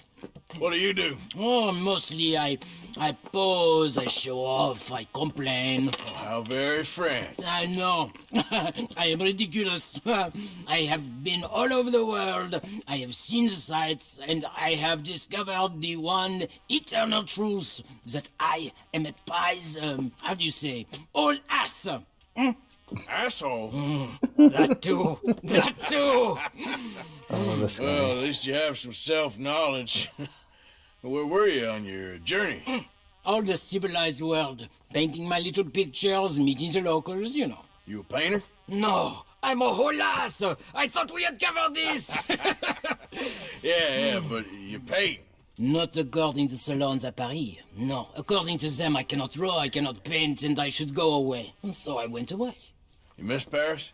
That smelly, filthy place with old buildings and ghosts and shit and French people. I have that right here. I guess so. You know, Arthur. Charles. You know, Arthur? Don't believe in art. It's lies. Believe in women. They're the truth. Art is lies, but the vagina, that is truth. Breasts is truth. Art is for idiots. You say so. Oh, trust me, I've tried both. One is better. Much better. Oh my god. This is the most French individual ever in must history. Be boring you. But here. What is it? It's just a little doodle. You know, entirely worthless unless you want to wipe your bottom with it. But I wanted to say thank you for the drinks. Well, that's very kind, Charles. No matter. Good meeting you.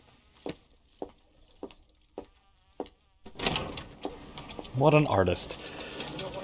I mean that in a somewhat derogatory way. Anyway, I did not need my varmint rifle. Maybe I did, but whatever. It's fine. What else we got over here? Something else. This. Mercies of... Oh, it's... I think this is... Oh, no, wait. This might be a different one that I'm thinking of. Maybe? Anyway, we'll see. We'll see. Yeah, that is the most stereotypical French person anyone has probably ever written. And he only gets even more insane from here. If you haven't played this game and seen him in action, Charles there, yeah, he gets worse. He gets much, much, much, much worse. Gosh, that cartoon will be very valuable in 20 years thanks to Walt Disney. Okay.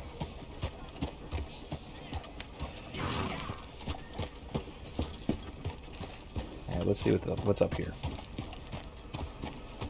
And then I think we'll go back to the barber and cut our beard again. Yeah. Ah, excuse me, bud. Excuse me, barber. Howdy. Hi there. Hello. Not you. The crazy person up here. What? Listen, bit of a weird question, but do you know where I might find some moonshine? What? Moonshine. You know, strong liquor. Over strong. Wow, you want to get over drunk? No, it's not for drinking. What is it for? I just need some. Well, as luck would have it, you are in the legal hooch capital of America. There's plenty of real booze here. But for shine, well, I'm guessing you'd need to go out into the woods. I mean, I know you'd have to go out into the woods. Now listen, I don't need that much. How much? About 100 gallons. Of shine? Yes, thereabouts. Why? All right, I'm 100 trying. gallons. I'm building a machine. A machine of love. 100 gallons of hooch and love's gonna come pretty cheap. Please, friend. I'll pay. Just bring it here. It's for a good cause. Well, if anyone 100 knows who's moving that kind gallons of it'll be moonshine. that stagecoach guy in Rhodes. So we can do that. That's a thing to do. What's this? Oh, Brother Dorkins again. Let's go talk to Brother Dorkins, since he's right there. Leopold. Professor. Alright, so let's go talk to Brother Dorkins. Let's go pay our bounty. Then let's go hunting before we actually continue our real quest. Also find a bath. Because we do need to do some hunting. And cooking. All that kind of stuff. So let's see what he's up to here. Try again. Please. Please. Oh, here's the nun I was talking about. Look at that. Good timing. I don't pay pinheads no mind. Hey, mister. Easy there, friend. It's warm. W, an upside down Hello. M. Sister, my friend, Mr. Morgan. Oh, sir. Brother Dorkins told me about the wonderful thing you did. Oh, he talks a lot of nonsense. No offense. None taken at all. Hey, stop! These kids, they're the worst! Don't hurt him, please! We'll be at the cathedral. Oh, they'll be at the cathedral. Oh, okay. Alright, here we go. Hey, look, a valuable.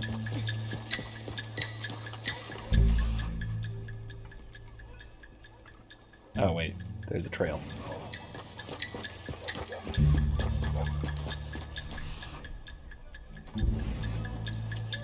Horse track. Oh, no. That's not it.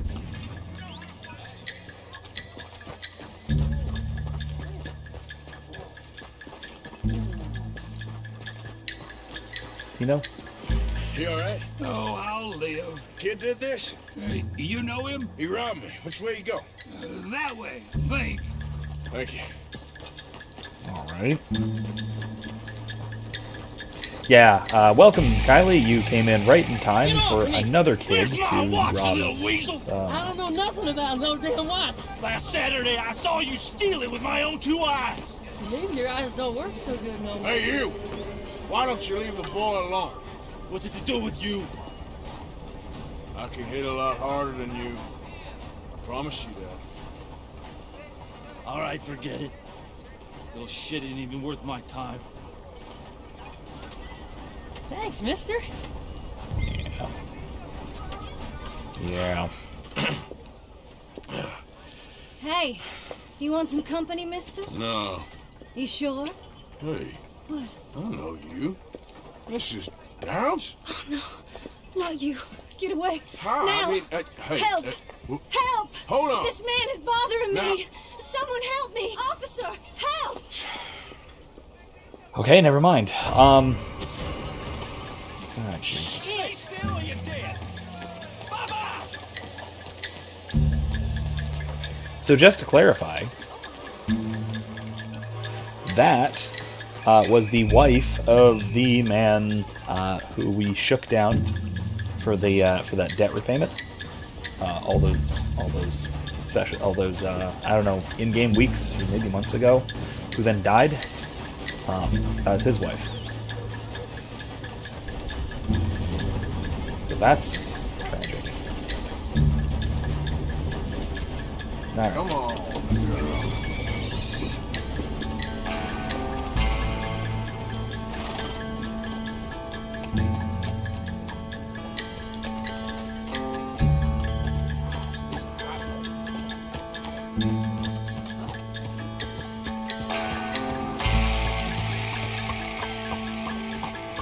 Now we just have to wait for the law to give up looking for us. Oh, just kidding. There's a cop right there.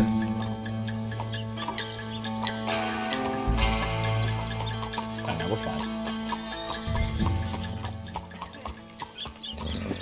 Well, I mean, she is not in exactly the best state. So, she is, yeah, she's not doing too terribly well at the moment. Darn it. Yes, it is you. Okay, well, you know what? I could have been killed.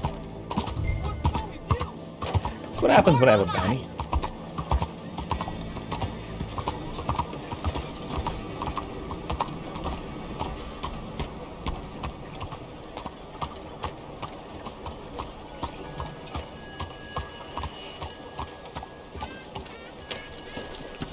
I'll tell you what.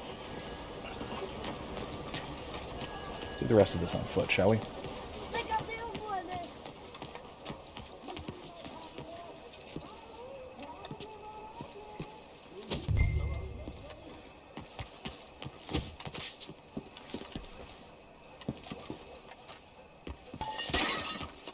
Oops. Alright, let's, Hello, ma'am. Hello.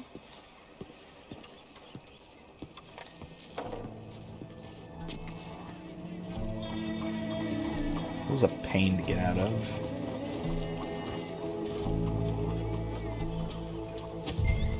Hello there. Hey, careful. Sorry. Apologies. Your face looks familiar. Okay, guess we're gonna have to go this way. Hey, yeah.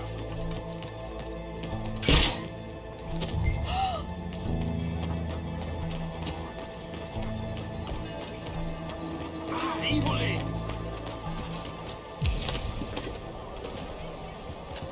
Yeah. Oh, whoa. Yeah, so WizKid's right. Just goes to show that a lot of those people are not in. They're not in that life by choice, or anything like choice. There's another cop right there. Great. Ah, come on. Okay, let's get out of here. If we stand right by the gallows, they'll never see me. There's a cop right over there, but it should be fine. Hey there. Alright, let's clean this up.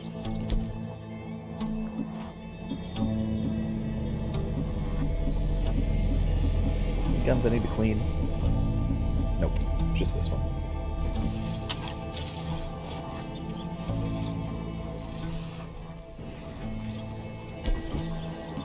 No. Alright. And we wait.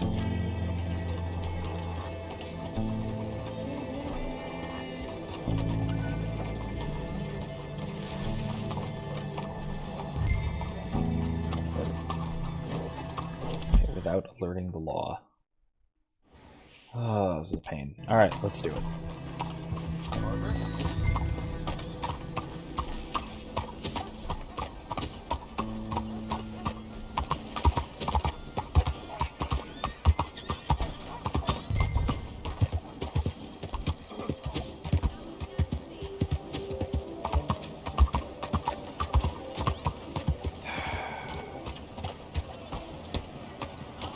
There is a cop right on that corner, which is very inconvenient for me.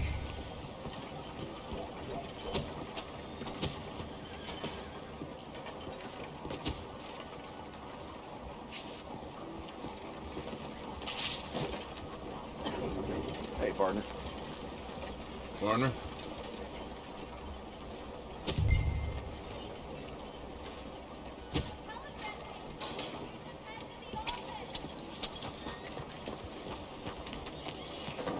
Maybe if I just do the long loop around, everything will be alright. Seems unlikely to me, but maybe. Every day, it's a new challenge. Oh, hey, here we go. When I was younger, those challenges you...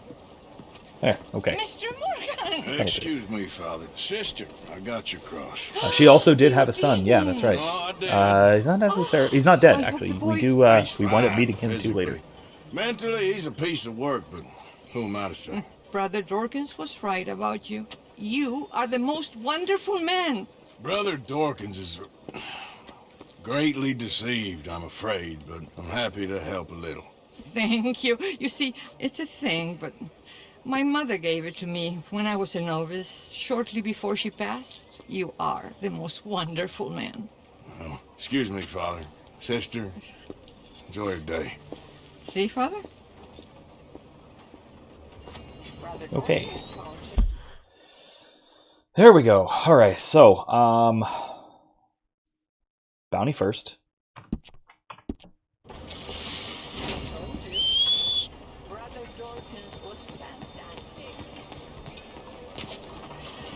Bounty first, because I don't want to have to worry about any more police.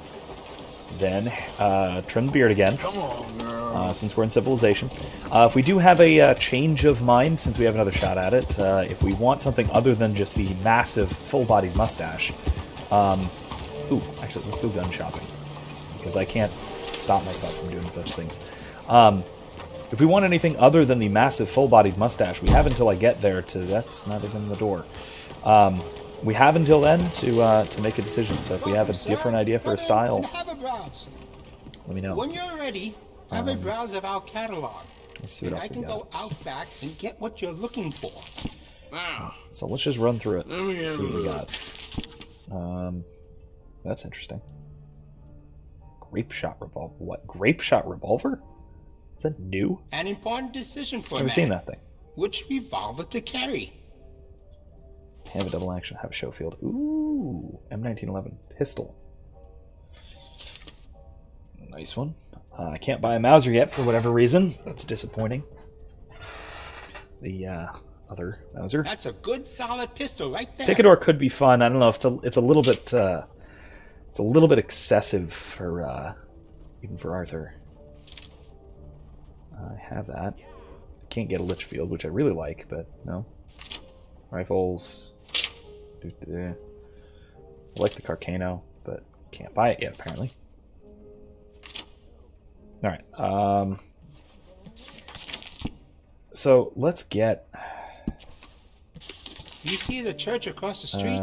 This one. Father O'Leary carries a gun, a Dellinger. I sold it to him, just in case turning the other cheek doesn't work. You made a good decision. Did you know a rifle barrel adds noticeable accuracy? We can do that to this model for a great price. I think that's the right choice for you. Let's do that. Anything else about this gun? We do a range of excellent sights with that gun. They can really make the difference. All right. I have some better quality components if you're looking for the best. Oh, you don't mess around. Get some cartridges. And that'll do. I'm probably not going to actually use this thing, at least not yet. It does feel weird being able to buy guns in a city like this. I'll but, wait to give this a try. it is not current year, it is 1899, so that's not that weird. It's a little weird maybe, but it's not that weird. Alright, anyway. So, wait, there's a question mark. Oh, right, I can rob this guy's back room. I might as well do that before I knew. No, you're not coming in the shop with your face covered. You, get that off, please. No, let's check out this back room of yours. Take it off, or the law will.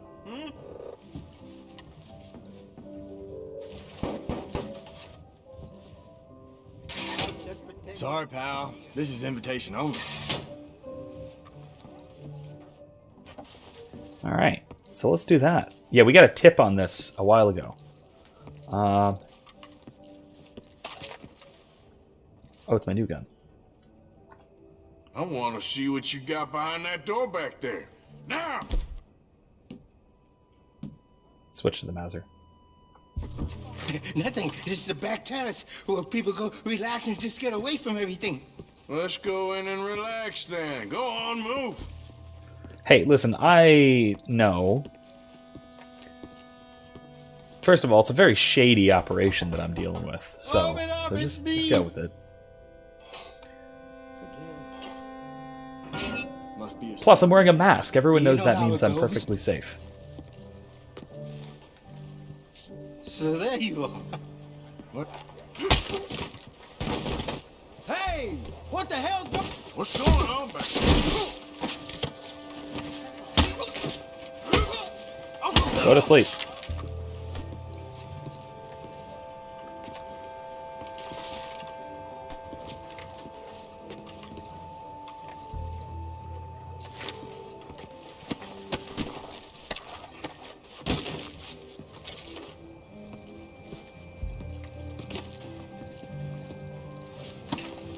Alright, so let's see what's up here. Oh, I can't do that? Okay, well, that's fine, I guess.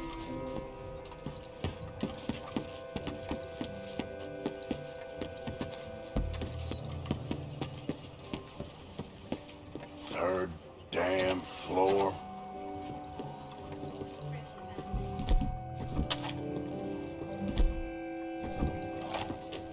Let's take out the most overpowered weapon in the game, the lasso.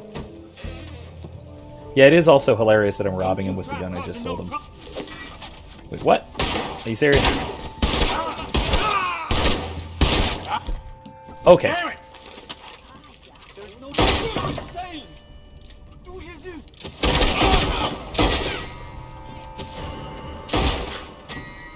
If you're lying to me, I'll kill each and every one of you. Oh, God damn it, Jim! Just let me decide! All right, I'm doing it!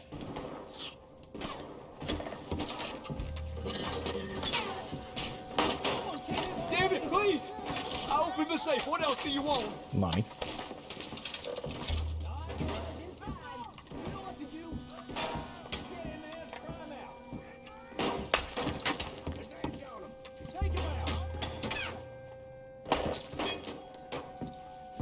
What's going on here? Okay, come on.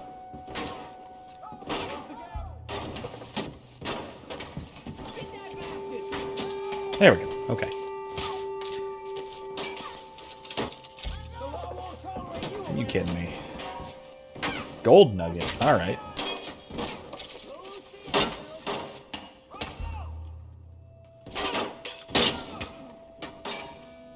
This is ridiculous. Okay, come on.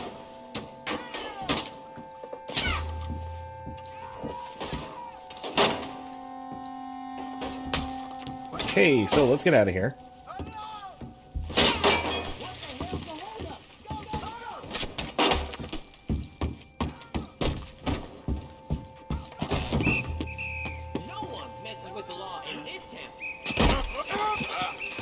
I'm okay. Shit. That was just a very bad idea, that's all. I'm fine. Oh, am I really trapped back here? Uh-oh. Crap. Oh, crap. Okay, let's figure this out. There's gotta be a way to Assassin's Creed my way out of here. Instead of shooting my way out, because I'd much rather not shoot my way out.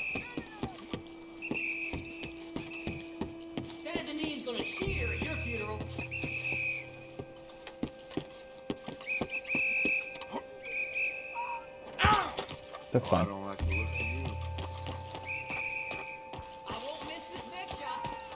You're not taking a shot. Calm down. Alright, there we go. Cool. This will do for now. Is there not a way out of here? What is this? This is absurd.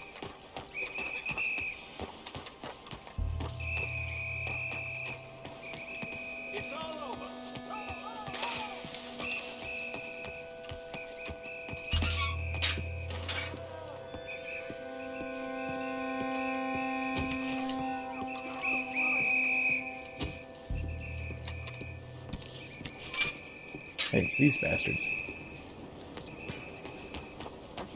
You better hold it right there.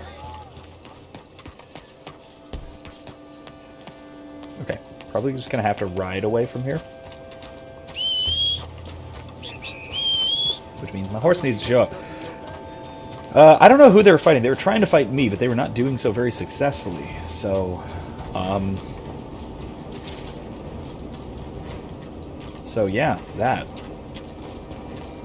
There's a lawman chasing after me, but not very successfully.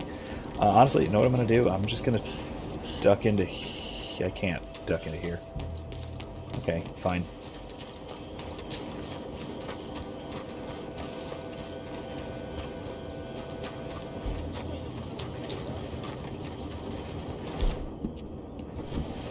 Okay, don't need this. This will be fine. All right, now we wait. Anyway, yeah, this is the horror of the big city. When you do crime, unlike in most places where, you know, just you can just kind of go about your business and continue along your merry way. Big city, not so much. I need to cook more, because I think this might be close to my last bit of food. Oh, Jesus. Alright, well, let's go and pay our bounty. With not quite as much as what we looted from that place, but unpleasantly close. Let's go through here.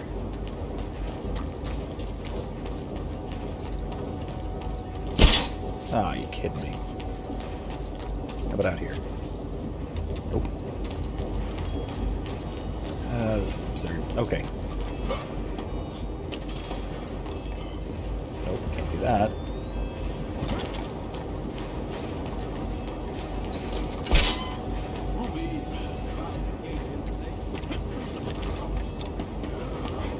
Look here. Okay, well, let's move. Oh my gosh. Alright. Anyway. So speaking of general lawlessness and overzealous law enforcement, this actually kind of brings us back to something I tried to talk about while the game was being far too loud. Oh no, WizKid, I really do have to pay the bounty. From a game mechanic standpoint, I really do. It makes a huge difference. But in any case, brings us back to what I was talking about when we were attacking Braithwaite Manor. And we were talking about, or I was trying to talk about before the game was drowning me out too much. This idea that I see your friend. I'll help you out presently. Here Glad we to see go. you on the up and up. Yep. Okay, great. $30. That's fine. Yes? Yay! Charges dropped for $30. Sounds good to me. Now that we've done that, yeah, let's go to here. Let's get our beard cut. I gotta find like a inn or whatever, so we can take a bath and have a rest. But in the meanwhile, so what I was trying to talk about way back there, and I was getting kind of drowned out because the game was very loud at the time, being very cinematic. Was the danger of sort of getting involved or sort of getting in the middle of a conflict between two opposing parties when it's not necessary. Right? And more than just not being necessary, when there's a very good chance that that the two sides are going to turn on you in the middle at some point or another, which we see with the Greys and the Braithwaites. Right? This was very obviously not a good decision. And it was kind of predictable from the outset, really. Oh wow, I'm perfectly in sync on two different screens for WizKid. Nice. That's very rare. That's a skill, I think. Oh, let's also put our pistol away for back to our sawed-off. And clean the revolver and clean our Mauser. We clean this again. Anyway, so what I was saying is a real-world example of this is currently a really big deal in libertarian circles. I was talking a little bit about libertarian circles a while ago. I was talking about the chair of the Libertarian Party, but there's another big controversy going on about what should be the libertarian position and what should libertarians do about the injustices that are the various injustices in every manner that are happening in Portland, Oregon right now. Because currently there's a lot of civil unrest, there's a lot of rioting, there's a lot of what you might be able to what some are calling domestic terrorism. All right, but there are a lot of criminal elements that are tied to organizations like Antifa that are. I should sharpen my razor. Yes, sir. That are sort of ideologically in line with the Black Lives Matter movement, right? And these groups are obviously doing all sorts of lawlessness. I actually really do like the flying fork. This is one of my favorite styles. I really like it. No, keep it nice and long. So what do you think about this? Maybe that one. Yeah, WizKid says, I was wondering if you were going to get into the whole should we help the communists thing or not. I say no, F them, they're just as bad, just mad that the state is stepping on them instead of us for once. That's kind of my point, but only in a sense, right? Because I don't want to just jump wholesale onto that side of the issue. Really? I like the really long mustache. I like the really just crazy mustache. Now I can always get this style and then just shorten up the beard. So, what is it that I think I'll do that. With that style. Suits you. And trim chin to that. Perfect. Now that's a look. Looking sharper than a tack. That's a look. There we go. I like it. Speaking of criminality, that's perfect for doing lawlessness. You ready to Yeah, go? that's a good one. Anyway, so what I was saying is that I think this is honestly a case, at least for staunch libertarians, people who are ordinarily opposed to, you know, black bloc communists, but also opposed to federal overreach. You know, the feds showing up and black bagging people. Obviously, that's the kind of thing that honestly I think everybody should be vehemently opposed to. But whatever. So there is that side of it too. It's why I analogize it to the scenario we saw early on tonight, to this feud between the Braithwaites and the Greys, is that I really think that it's a matter of there's not an inn here in Saint Denis at all. I think there's one up here. This might be one. I don't know what this is. So let's check on that and get out of here. But I think that it's a matter of two opposing groups that are just fighting each other, right? And by trying to step into the middle of it, whether it's you know, right libertarians in particular, or you know, people who are just not involved in general, stepping into the middle of two, I would say, destructive forces trying to destroy each other is imprudent. And more so, I think that there is no right answer to where do you step in, because, well, quite frankly, there are two destructive forces which are destroying each other. You know, they're attempting to destroy each other. Hello, how are you today? Hey there, mister. So I really do think that in a case like this, it is a matter of whether we, meaning in this case, I guess, libertarians in general, should get involved in a conflict between two sides, both of whom would have no problem destroying us. What we're doing here? And you know, everybody else around them. Less than a minute, I promise. So let's see what this is all about. We're trying to raise money to build an expansion to the Quincy Harris Memorial Hall, a shelter for homeless veterans and their families. Can you help? A donation of $20 would put us well on our way. It's a lot of money, but yeah, sure. $20 ain't no chicken feed, but sure, I can help you out. That's very kind. What is your name, sir? Arthur Morgan. Your donation will be acknowledged Loose lockbox. on a founder's Oh, plaque God. when the building is completed. That's horrifying. You have a great day, Mr. Morgan. All right, let's get on out of here. Come on, little Debbie.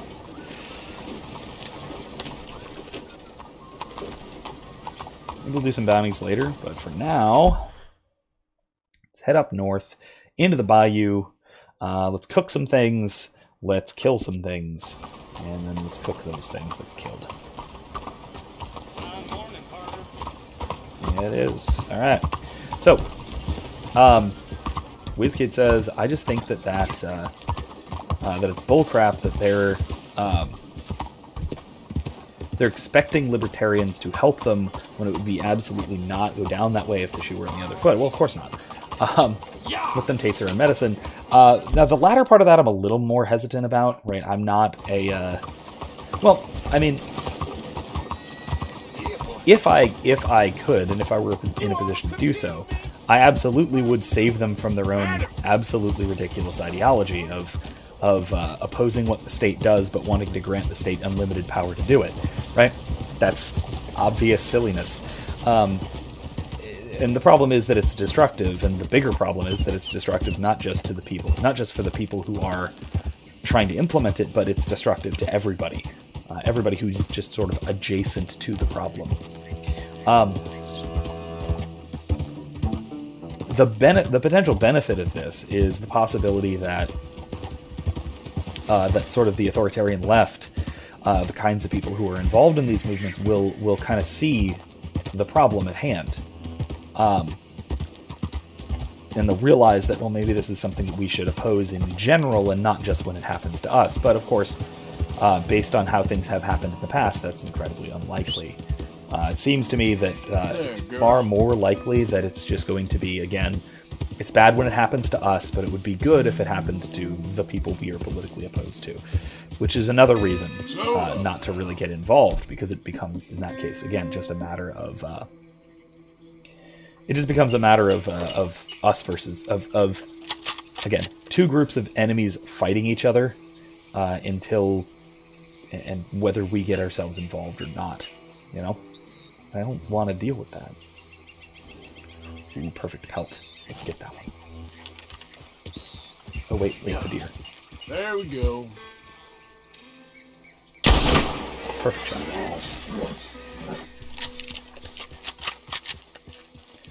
It certainly does disprove their damnable ideology. It's just, there's no way they'll see that. There's absolutely no way they'll see that. Where'd that gator go? Is that it? Yeah. Where's its head? You really need to get a headshot, obviously. Which, again, worth noting, I know my alligators quite well. Headshot is not what you want on an alligator. Unless you're a very, very precise shot, you can hit it just right. You do not want a headshot on an alligator. Anything but a very high-powered rifle round will just bounce right off. Oh, you're kidding me. Like I said, apparently. Let's, there we go. Okay, cool. Got him. Let's skin our deer. I'm using a rifle. A long scope rifle. I'm just not sure if it's a powerful enough rifle, maybe. Maybe I should have been using a different rifle. It's a bolt action. It's the bolt action rifle, so I figured it would be a good choice for it, but I might need to use rolling block. We'll see. We'll see how the pelt turns out. If the pelt turns out perfect, then that's perfect. I'm not going to complain. But we'll see. I'm going to go wander over there and see how it is. Then once I've got that all skinned and cleaned and all, I'll do some cooking.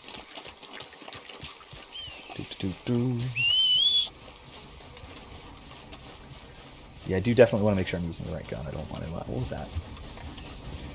Berries? Oh, huckleberries. Let's grab some while we're here. There's a bullfrog. Alright, how about you? What are you? I might have to shoot you or maybe even just scare you off. Ah. Fine. Alright, that's a poor one anyway.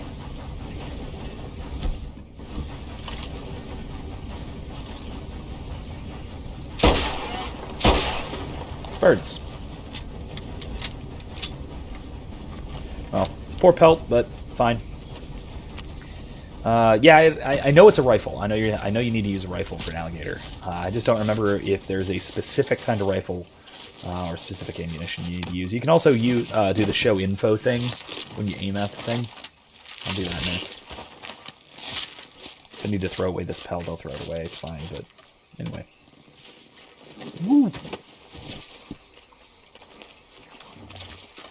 Oh, I have no space. I have no space for some stuff, huh? Okay. That's alright. Stow you on, little Debbie. Moving on. But yeah, I do think that is that's kind of the approach I think we should take to this issue. I mean, we can talk about libertarians in general, or we can just talk about people who are uninvolved, right? Sensible people, or just apolitical people. At the same time, it's important to acknowledge that both sides are in the wrong, right? Because they certainly, both sides are in the wrong in this case. But at the same time, we also really ought to acknowledge that really, it does consider rolling block different than other rifles. I will try that. See what happens. I don't necessarily like it because there's no iron sights for it, but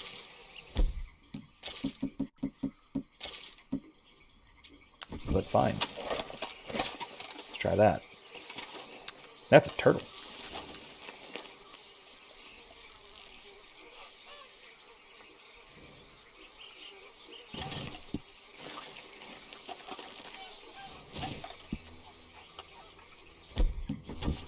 Hold on. I gotta be able to show info. Use a bow with arrows. Good to know. Okay, for that one.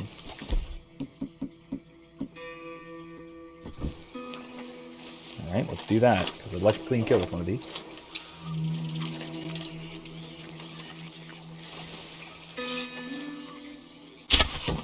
Really? Okay, fine.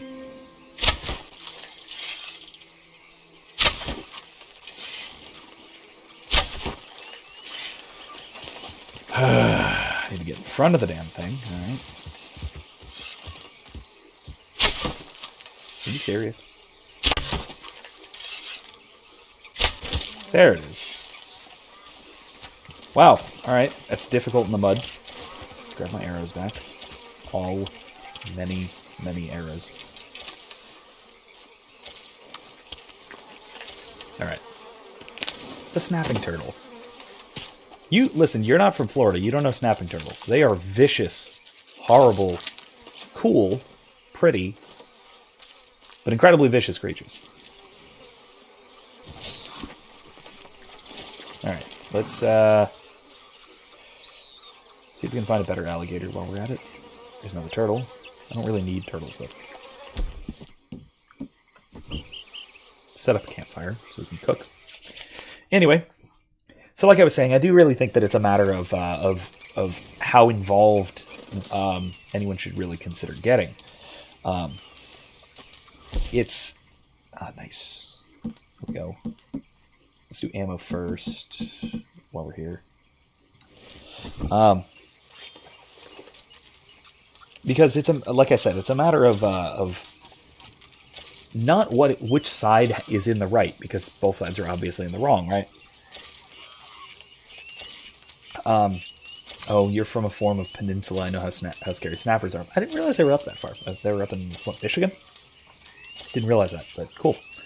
But yeah, it's the question really of the question of ethics, of what is right and what is wrong and what should be advocated for and against, is a different question from the practical matter of what should we involve ourselves with, and even what we should spend political capital advocating against, or even spend time advocating against. I think Eric July is a commentator who deals with this question pretty well, I think. And he kind of goes into the point that because neither side is clearly in the right, the sort of black bloc Antifa types are obviously doing criminal things. They're destroying people's property and livelihoods. They're attacking people, harming people, right? All of this. But at this end, so they're clearly in the wrong. But at the same time, the disproportionate response is also brings its own moral problems to it, right?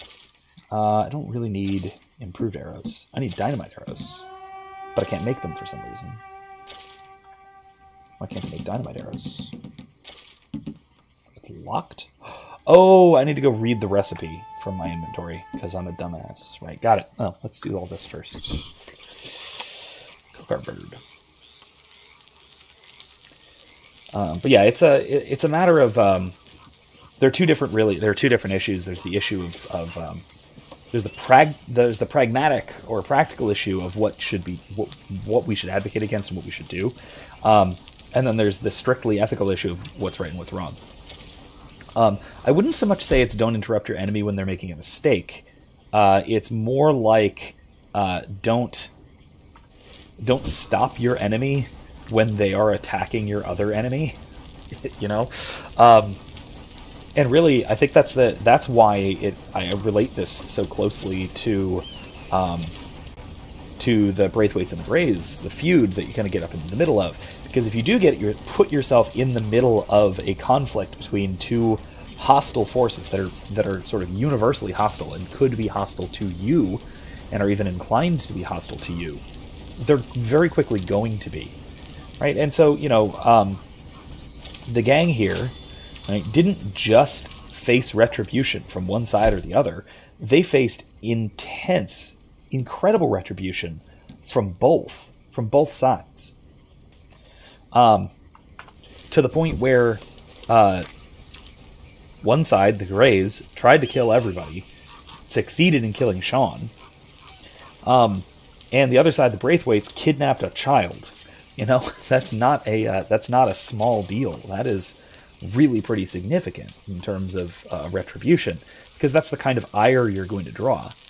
The enemy of my enemy might still be my enemy, and if both opposing sides are busy fighting each other, that means a couple of things. One, it's going to weaken both of them, possibly, and there's some caveats to that I want to talk about a little bit. There are some real dangers to this. But if they're fighting each other, it's probably going to weaken both sides. And then further, they're not fighting me. Right? If both of my enemies are busy fighting each other, I am nicely left alone, which is delightful. Really, that's really, and especially for libertarians in particular, that's kind of what libertarians want, is to be left alone. That's kind of their thing. So, if authoritarian left and the authoritarian right are busy squabbling with one another and fighting each other, they're going to be leaving libertarians alone, which is the libertarians' political goal anyway. So, Bob's your uncle. You're done, right? Now, the trouble with this is, why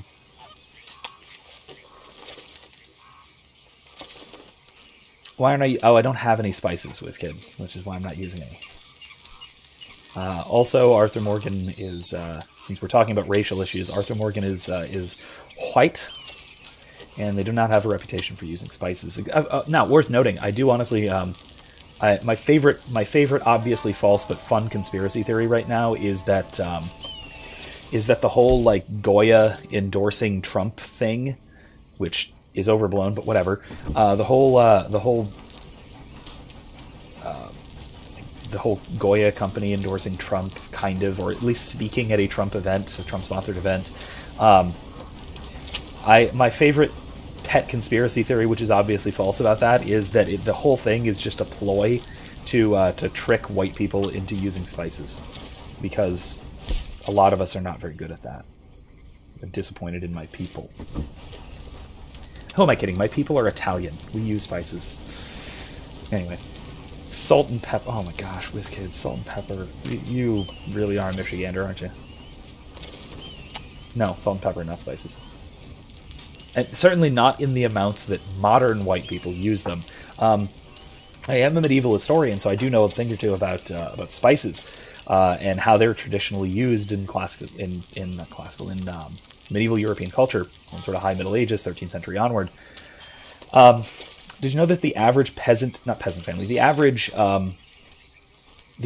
landowning family, so not serfs, the average self-sufficient family, not aristocrats, used, it was something like 15 pounds of black pepper per year.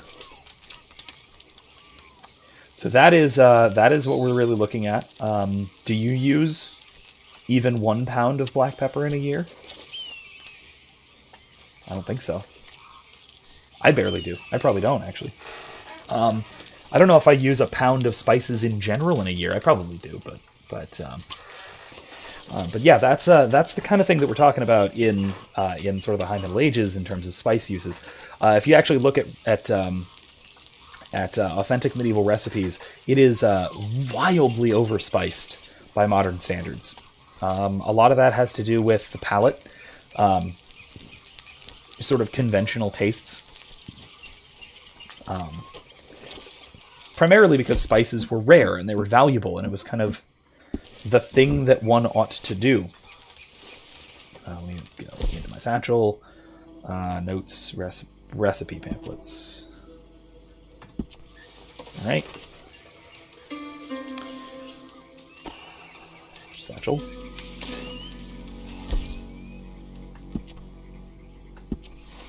I just read this.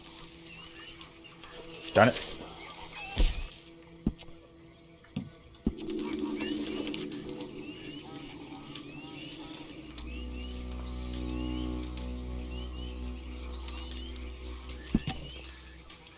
How do I go through each of them? There we go. Learned incendiary buckshot. 100%. Predator bait. Am I reading each of these? Oh, I have to hit... What, enter? I'm just going to go through them all and see what happens.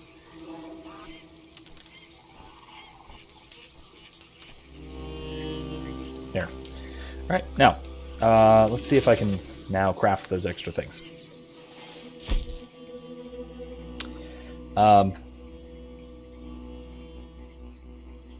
You'd think it would be, you're right, you would think it would be the opposite for sort of normal people because they would use them sparingly. Absolutely not the case, though.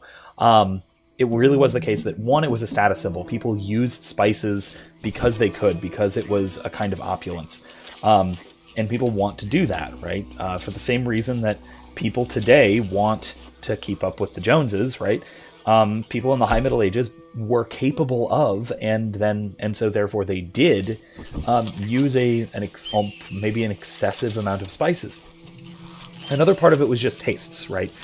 Because it was such a cultural thing, it was very commonly done. So that's kind of how everyone cooked till morning. I'm gonna sleep for a good long time.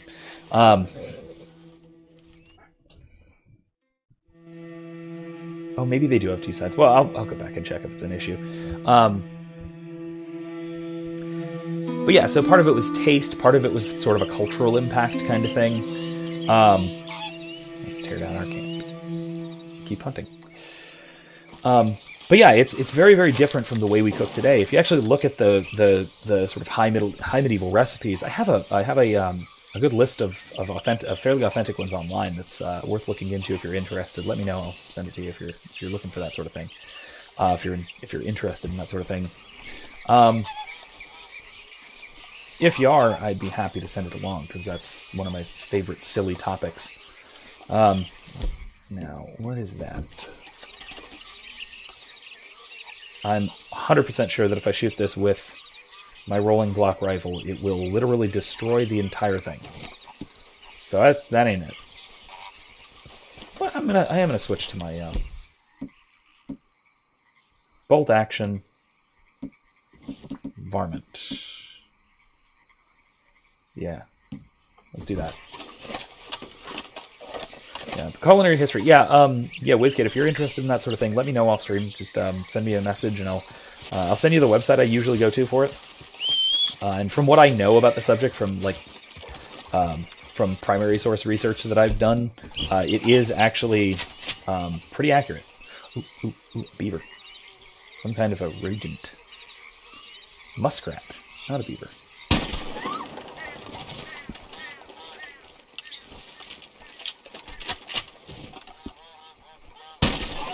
Got him.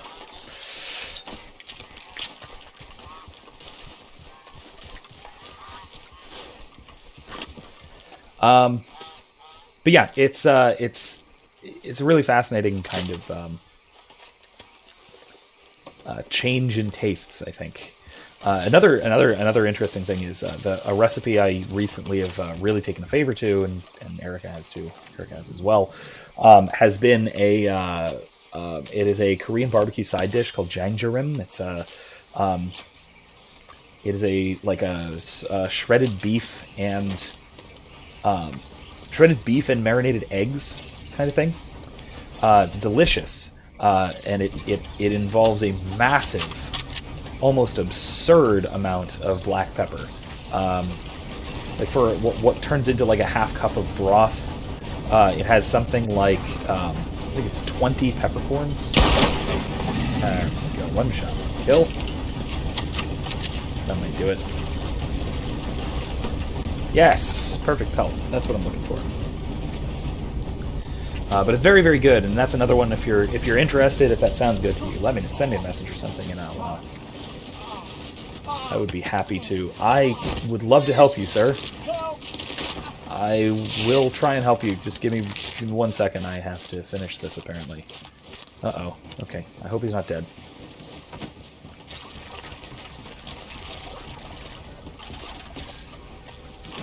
Here. I need a doctor. All right, friend, all right. You're gonna be okay. You gonna help me? You gotta. You gotta. You're gonna make me leave this pelt here, aren't you? Please.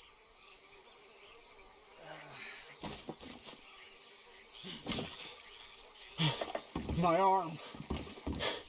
arm's on fire. Okay. I'm gonna have to leave the pelt here, aren't I? Please, do something. I'll get you help. Just stay alive. Darn it. Okay. Well, I'm gonna have to come back for a perfect alligator pelt then. Kylie, I do think that I'm not sure. I know it doesn't have any kind of carbohydrates or anything, but I don't know what the deal is with sugar and to what extent that would be that might not work out. It is cooked down pretty thoroughly into a sort of caramelized sauce, if that's the kind of thing you're going for. But yeah, I'm not sure if that would. I'm not sure. Now, the recipe does recommend brown sugar, but any kind of sugar that will reduce would work fine. So if you know of a sugar substitute that'll do a similar thing, it'll probably work. At least be worth a try. You see that? Yeah, it takes definitely some sacrifice, sacrificing a perfect alligator pelt. But yeah, it would be one of the easier sort of pseudo-traditional recipes to adapt. One of the things I will note is that it calls for quail eggs, but I just use regular chicken eggs. And unfortunately, maybe not unfortunately, but maybe fortunately, maybe unfortunately, maybe a little of both. Erica really likes the marinated eggs in the thing, so I usually wind up making like a dozen at a time, and it's gone in a few days. I'll get a couple of them though, but you know, it's very, very good. Okay, this guy is not doing so great. All right, let's get him out of here. Yeah. All right, friend. But yeah, let me know about both of those. If either or both of you would be interested in or anybody else on the stream for that matter. Good God! Quickly, bring him in here. Yeah, quail eggs. Apparently, you could get them at various like Asian markets, and probably a few other places as well. You can probably order them online even. I've seen them on Amazon Marketplace. They're not too expensive, actually. It's just a lot of work compared to just, you know, going to the store and getting chicken eggs, you know. I don't think this guy's in too good shape. I should probably put him down. There we go. Okay. Arthur had to think about it. What happened? Just saw you fall out of the saddle. Don't worry, you're at the doctor. Thanks, friend. I appreciate it. Sure. There's also the matter of my payment. But we'll deal with that later. All right. All right. A lot of blood loss. This wound's badly infected. I'll save as much as I can, but I'll have to amputate. That's my cue to leave. What did you say? Just try to breathe. I'm not talking about wet markets. I'm just talking about like the kind of like Asian supermarkets kind of thing. If I'm in strip malls, that sort of thing. As far as this guy, yeah, he's gonna amputate an arm, so I'm gonna get going. Fun little bit about alligator bites. Alligators are notorious for the bacteria in their mouths, and it's mainly because alligators are almost completely immune to almost any kind of infection. So bacteria just kind of grow in their mouths, and they don't mind it one bit. You coward! Oh, We gonna okay. talk about what you done to my wife. Oh, great! It's Charles.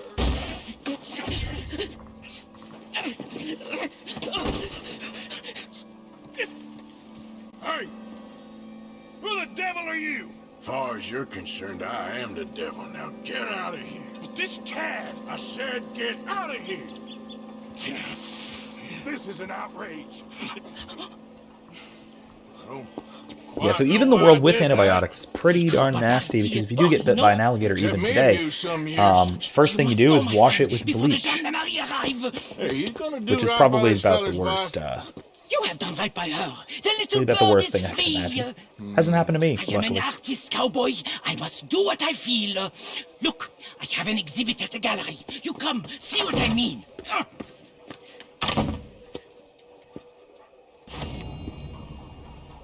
Hooray! That guy. Yeah, he's gonna need some antibiotics too, I think. All right, what else we got? Do that. Go back, talk to Strauss. Mary Beth needs help with something. What was this? Yeah, let's go back and do this real quick, and then we'll call it a night. Yes, yes, WizKid. So if you are bitten by an alligator, because of the incredible amount of bacteria in their mouths, the immediate thing to do is to wash it with bleach. A lot of my former colleagues in the alligator training business had this happen to them on several occasions. It is awful. It is, from what I hear, it is significantly more painful than actually being bitten, because it burns and it... Whee! That's not good. Come here, Cinnamon. I'm sorry. You okay? Little Debbie. Okay, it's okay. It's okay, honey. That's okay. It's okay, honey. Here. Here, let's get you some feeling better juice. Easy, girl. You're okay. I guess some feeling better stabs. Alright, sounds good. Let's not do that again. Yeah. Best girl Mary Beth needs a hand with something probably pretty bad. But yeah, from what I hear, because again, like I said, this has never happened to me. I've been sufficiently lucky to have never had this happen. Ooh, this guy. Let's do this first, because I keep getting distracted. Yeah, washing it out with bleach hurts a lot more than actually being bitten, because it stings and it does not stop stinging for a good long time.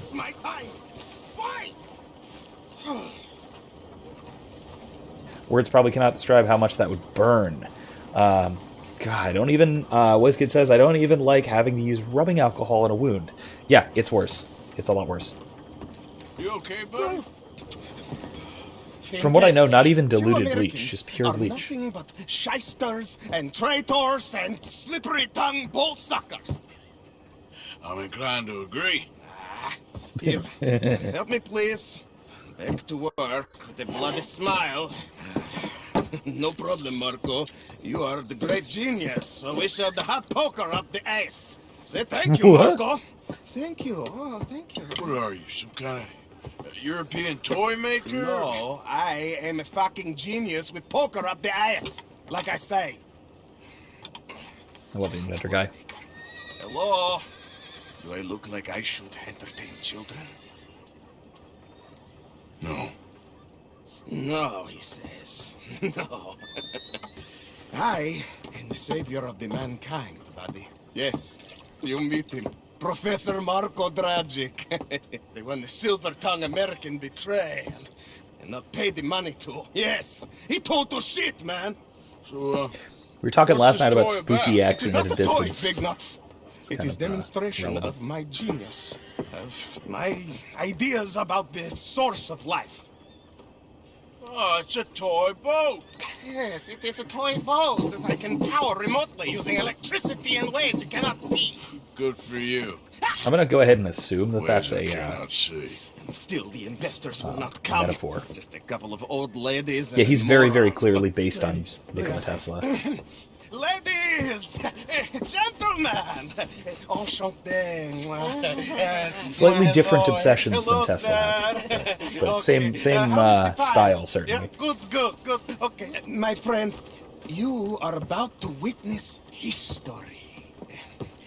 A demonstration of my infinite insight. all of us, we feel old. You are old. But maybe I can make you... That's not a good sales pitch, mister. Using waves you cannot see, I will power this You're a boat. goddamn fraud. And this buffoon, dressed up like a buffoon, is a stoolie. I watched them conspire, you morons. I never met this buffoon before 2 minutes ago. Isn't that right? Which part of it? So, Professor, show us your magical toy boat. Only this time let the buffoon control it. Check if there's any funny business. No, this ain't nothing to do with me. Come, please. It is easy. I don't know why that would help prove anything, but, gameplay. Here, take this and this. Yeah, that is true. Arthur is pretty darn well dressed in this part. He's also horrifically dirty. Use these ones to steer and this one to shoot torpedoes, okay? Yes, now blow up the little battleships and avoid the sea mines. They have magnets attached. Make a nasty explosion if they touch the boat. Okay! If this silly dimwit can use torpedoes on boat to destroy the battleships, imagine what technology can do in the hands of certified genius! And I have certificate.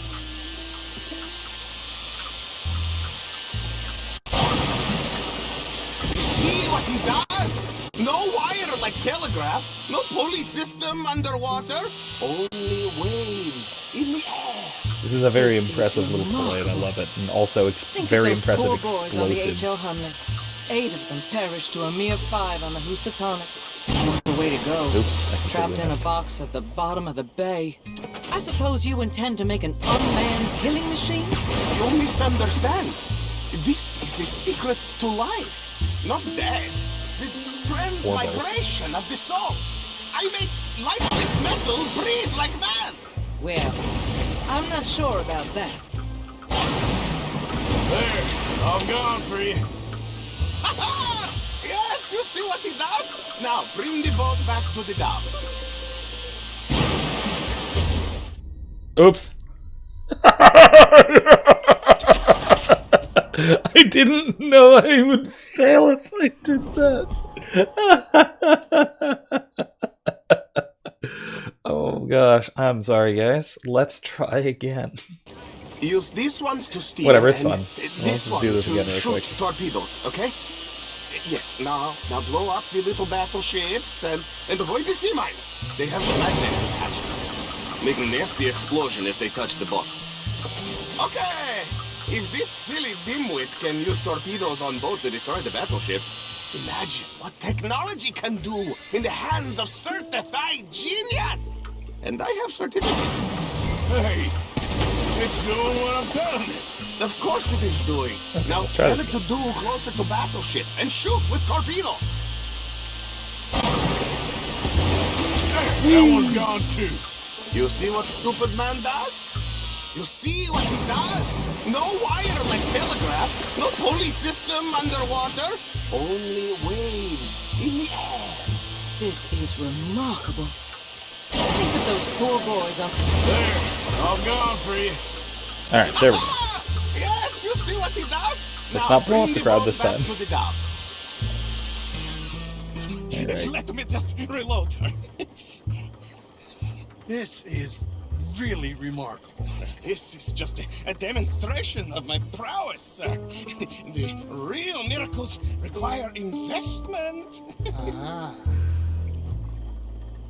Now the dimwit will use invisible waves to destroy the little sailing boats before they get to other side of pond, still avoiding magnetic mines.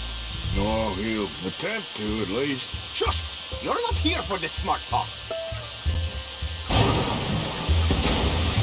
Can I destroy that rowboat?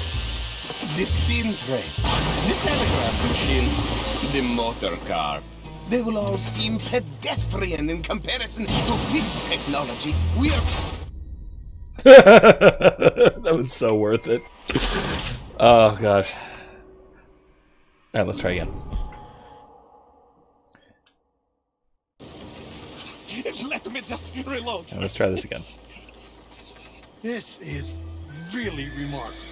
This is just a Yeah, definitely the demonstration of my unhinged European prowess, genius. sir. Absolutely, 100%. Real miracles require investment. All right, let's keep moving.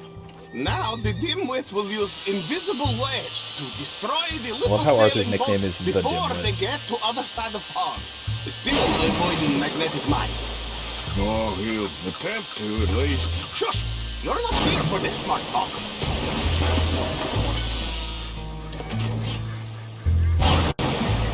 The steam train, the telegraph machine, the motor car.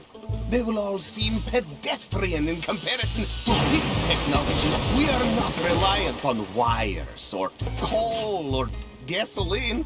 No, just rays in the air. Look who rules the seas. Very good, very good. Now bring in the boat back here. Foolproof. Undeniably magnetic foolproof. mines. But you are not fools. And unlike fools, not fools and their money are difficultly parted. I don't feel like redoing the entire section again, although I'm very tempted to do it. Thank you, thank you. What is that? It is the stuff of life, sir. It's incredible. No. Incredible things are in my lab, back at Dover Hill. That will astound all of you. Mr. Marcel, can I count on your support? Well, this is expensive. It is immortality, sir. It is very cheap. Perhaps over lunch. Maybe. I'm gonna go. Oh, yeah, of course. And thank you. If you're ever up near Dover Hill, pay me a visit. There, I will really amaze you. He's also a little bit hope Dr. you will Frankenstein. Forgive my European course. So that was neat. Oh wait, my horse is in here. Okay, my horse. All right, we got 15 minutes. Let's go talk to Mary Beth and try not to get distracted again, but we'll see. We will see what happens. On our way out of town. All right, let's get going. So, Okay. it is a little bit unfortunate that I didn't get much of a chance to talk about the video I wanted to talk about from Jonathan Peugeot this week. If not, I will probably bring this back up next week because it is it's very relevant to a lot of my sort of side interests. Not necessarily my like academic research interests, but a lot of my the sort of side issues that I wind up researching, that sort of thing.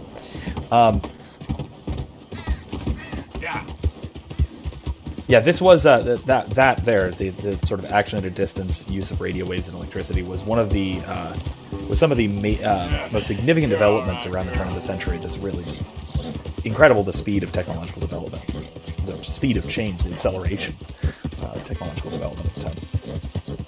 But anyway, so it's this the idea of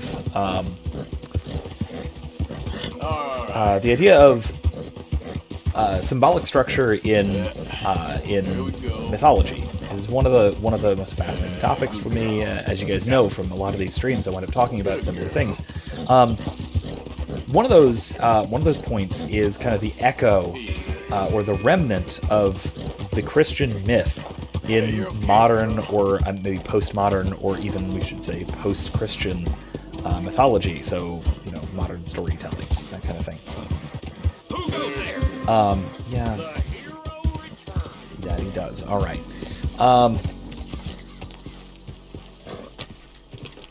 But yeah, I do think that it is that there is this echo of the Christian myth that's still present in sort of all of our common stories. That it's not just a matter of. Morning, Mr. Morgan. Oh, can't I? Think you can make contribute this some place stuff? work? I can make any place work. Just worried about the boy. Let's do Could really use some good meat for this stew. Well, it's better than nothing, Pearson.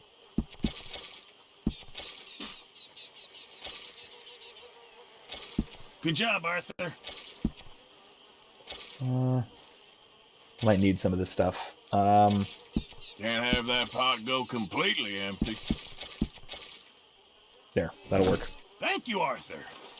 Really? He still needs more? That's insane. All right, let's see about Merida. But Peugeot pointed out a lot of stuff about the sort of echoes we see in, and not even explicitly Christian themes, but the pattern of Christianity that's present in what we see as our distinctive cultural myths. Right. So one of the things he's talking about, one of the obvious things he's talking about is the MCU and a lot of the tropes in the latest How are you, Arthur? Endgame and the lead up to it. I'm well, I think. In my video, mostly focuses on Thor, but it's a common trope. Regrets for what? Of heroes being Christ figures, particularly the Christus Victor kind of If theory. you're a girl without So let's see what means they in have this talked world, about. And they'll, life is very scary. You boys cared for me before no one cared for me. Well, life weren't very nice, Arthur. Not after Mama got typhoid, and that was a long time ago. Sure. What about you? I heard you ran into that Mary girl. Yep. And? Got me thinking how that all ended. Long time ago now. What happened? Well, she didn't love me enough, I guess. Or I wouldn't change. Huh. Well, she was a fool then, Arthur. Well, she put a lot of good years in on an outlaw. She definitely was a fool. In these books, life seems so simple, but in reality, I can't make head nor tail of it. Mr. Morgan! Mr. Morgan, we have a problem. A real problem. It's Tilly. What? She's been taken by them Foreman brothers she used to run with. Come along! The Foreman brothers? What are they doing here? Well, I don't know what they've been doing here, but I can tell you what they're going to be doing here. Dying. Sure. Do we need more guns? You and I can handle this, Arthur. Where are we heading? I'll tell you on the way. Just yeah, get she going. really is sweet. Mary Beth is. Not Miss Pearson. All right, head for Rhodes. And quick. She's great too, but for entirely different There's a place reasons. called Bradley's house, just west of there. How do you know? When we first got here, she told me she was worried that our camp was near a safe house that gang she ran with used from time to time. And you told Dutch? No. She spoke to me in confidence. I suppose I didn't think it would be a problem. And now it is. Oh, yes. What do they want Grim with shut her up. anyway? Pearson's the sailor guy. You're right. One of the Thank you. foreman's hassling her and Valentine. Yes. They probably followed us down here. You don't know what happened? She killed one of them, for good reason, but clearly they don't see it that way. Tilly? Yes. Young Tilly Jackson isn't as sweet and innocent as you might think. But like I say, she was defending herself. She fled and fell in with us. Just barreling along here. It's fine. I just hope we can get to her in time. It's not too far. If they've touched a single hair on that girl's head, I will eviscerate the sons of bitches. I believe you, Miss You Grimshaw. do care, Miss Grimshaw. Okay, I think that's the place up ahead. Yeah. But I do think that, like, so my my example is that I think that there's a lot of jumping out for some reason. Kind sir, we're lost and in need of some help. Get out of here. Oh, I see that kindly face of yours, and I know that for the right inducements. Now get out of here. Oh, now you keep saying that. But you don't mean nothing by I it. said. You said your last word. Oh my god. Okay. Yes, ma'am. All right, let's go blow him up because you seem particularly angry, Miss Grimshaw.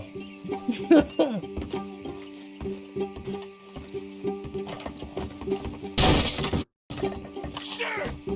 What the hell? Ah!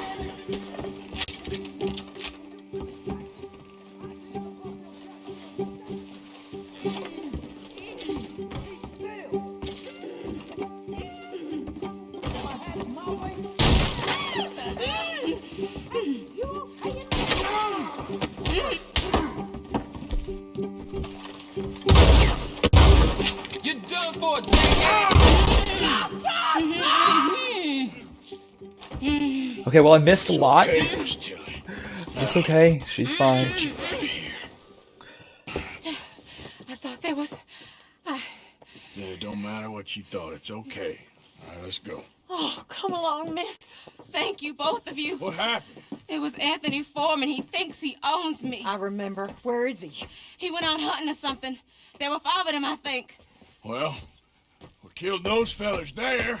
There they are. Come on. Tilly, grab that gun.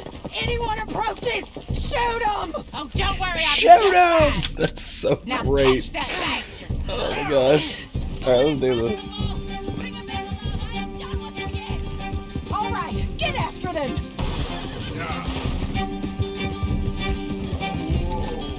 There, straight ahead. I saw him go through those bushes.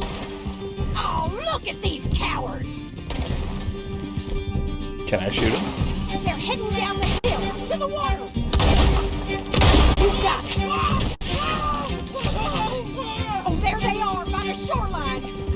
Need more explosive bullets.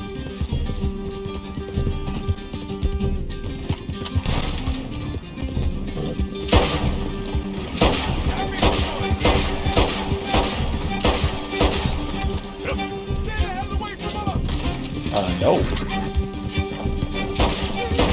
All right, I think that last one's the boss. Lasso him and we'll take him back to Tilly. Alright. Don't kill him yet. I want Tilly to have the last word on this bastard. Yeah, let's kill his horse. You're making a big mistake.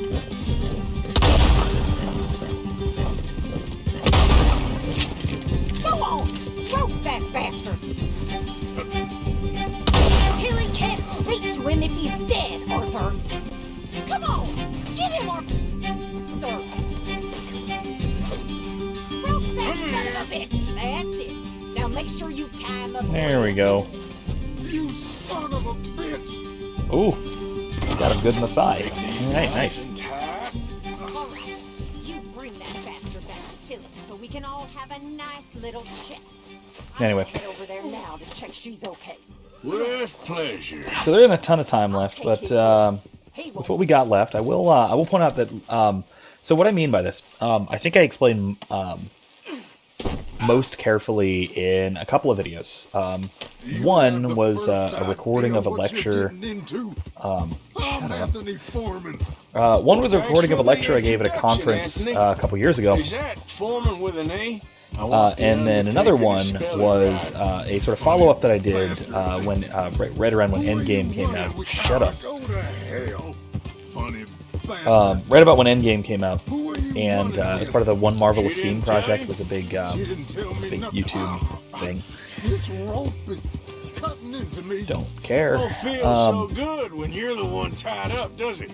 She killed my. Shut up. Killed my goddamn cousin. So what I was don't worry, so what I was talking about was looking at the imagery of Christus Victor, of the victorious Christ in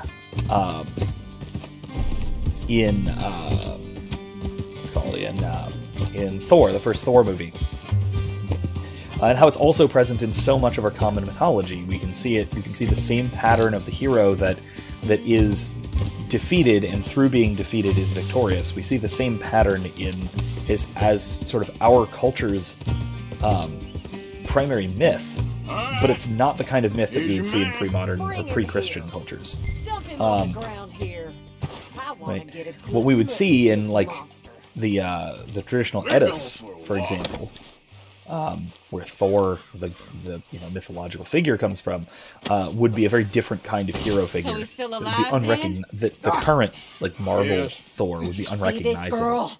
You leave her alone. She killed my cousin. Your goddamn cousin had it coming, Anthony Foreman. I don't care if she shot your daddy and cooked your mama for breakfast. She's mine. She ate yours. You know, a friend of mine, he always says, revenge is a fool's game. Now, you want all your boys dead? She had her reasons. We was family, Tilly Jackson. You Foreman boys ain't no kind of family I want. Kill him, Arthur. You want that? I want him to go away and tell the remaining of his cousins and the clowns he rides with to leave me alone. Now, you think you can do that, Anthony? Or should I slit your throat and just save us all the bother? I'll leave you alone. History is done. History is never done. It's your call, Arthur. But I'd slit his throat. Go on. Yeah, let's just do what Tilly wants. I think that's the right thing here. It's her history. Let's get you home. Yeah! Now get out of here.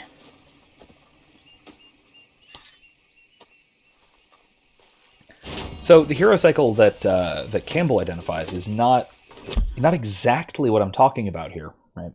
I do mean something slightly different than that. Let's take tonight's a little bit longer than usual and go name our horse, decide who to replace. I think I might have to replace somebody. But let's go name Oreo, because I do love Oreo. Oreo's super cute, so let's do that. And while we're on our way, we can talk about this, because this is one of my favorite topics to discuss. All right, so I do really think that this is an issue of it's a different kind of myth than the sort of that's sort of Campbell's monomyth, right? The hero's journey, the hero's cycle, whatever you want to call it. It is slightly different, right? It is the type of hero and the way that the hero achieves victory is slightly different from in the sort of Christian narrative than it is in the classical hero's journey narrative. Right, in the Christian narrative, what we find is that the hero is not just brought to a low point and then comes out victorious, or even that the hero sacrifices himself to achieve victory. It's not that, right? Because that's the kind of thing that you can see in any kind of hero's journey. Even Arthur Morgan's hero's journey is going out of his way in some cases even to try and sacrifice himself for victory, right? He is putting himself in danger so he can keep others out of danger, that kind of thing. Great. That is no greater love than to give one's life for one's friends, but it goes beyond that. The image of Christ in this kind of story goes to the point of not just being defeated either on the way to or as a result of one's victory. Kylie, we lost Peppermint. I'm sorry. The O'Driscolls stole him, I think, when Arthur got nabbed. The O'Driscolls captured and tortured Arthur for a little bit, and they stole Peppermint. Which is stole or worse, but I like to think stole. Which is unfortunate. But yeah, so it's a very different model. Oh, Jesus. What do we have here? Excuse me?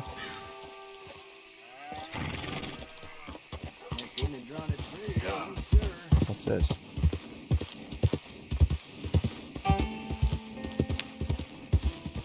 Oh, hey, mister. Remember me? Come on over. I don't actually remember you. How you doing today? Who's this? Yeah, you see this here? American ginseng. Take a feller from not too bad to hardy as buck in no time. Really something. Yep, you don't find this every day. Dose this in your medicine, give it some zip. Believe me. Whatever you're selling, I ain't buying. Anyway, I ain't gonna use all of this, so feel free to help yourself to whatever's left. You take care now. Well, okay. Oh, thanks. Be well, friend. Sure, let's go ahead and take it.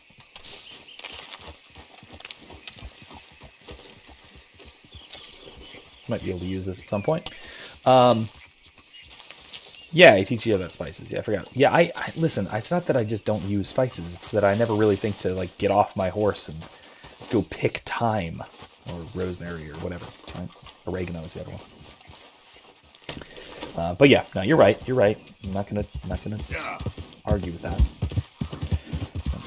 Anyway, so what I was saying, I think that the major difference is that in the Christus Victor archetype, the hero doesn't just achieve victory and snatch victory out of the jaws of defeat, or sacrifice himself for his goal or for his friends or whatever.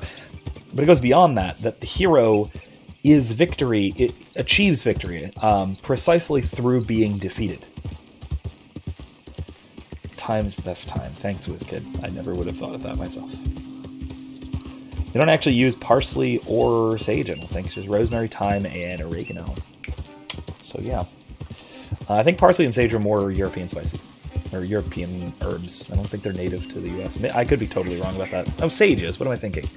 Yeah, sage is, but it wasn't, I guess it wasn't popularly used. I don't know. Or they just didn't stat it out for the game. One way or the other. Regardless, though, what I was saying, I think there are a couple of perfect examples of this that come to mind. Thor is one of them, and that's the one I use. Where in the first Thor movie, he doesn't go and fight the Destroyer being controlled by Loki. He goes and allows the Destroyer to destroy him, to kill him as far as he knows. And by doing so, what he does is he proves himself to be worthy, and so that's how he wins. Right? He wins by allowing himself to lose. Another great example of this, and there's a video also linked in the description below. Bishop Robert Barron explains this, I think, really, really well using an example. If you've seen Gran Torino, Happy to stable that for you. Appaloosa, huh? Nice. Yeah. You ain't got papers, so I can't give you much. Little Debbie ain't here. I can retrieve her. Well, let's stick with Little Debbie for now. We still got waffles.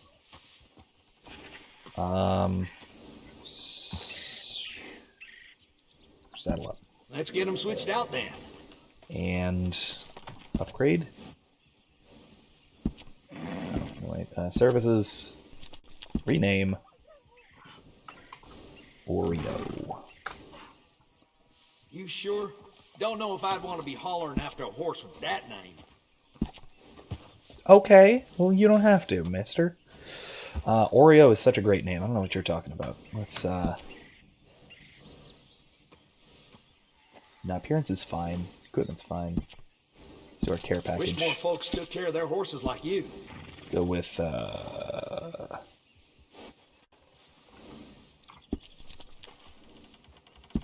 to buy a bunch of stuff. No equipment.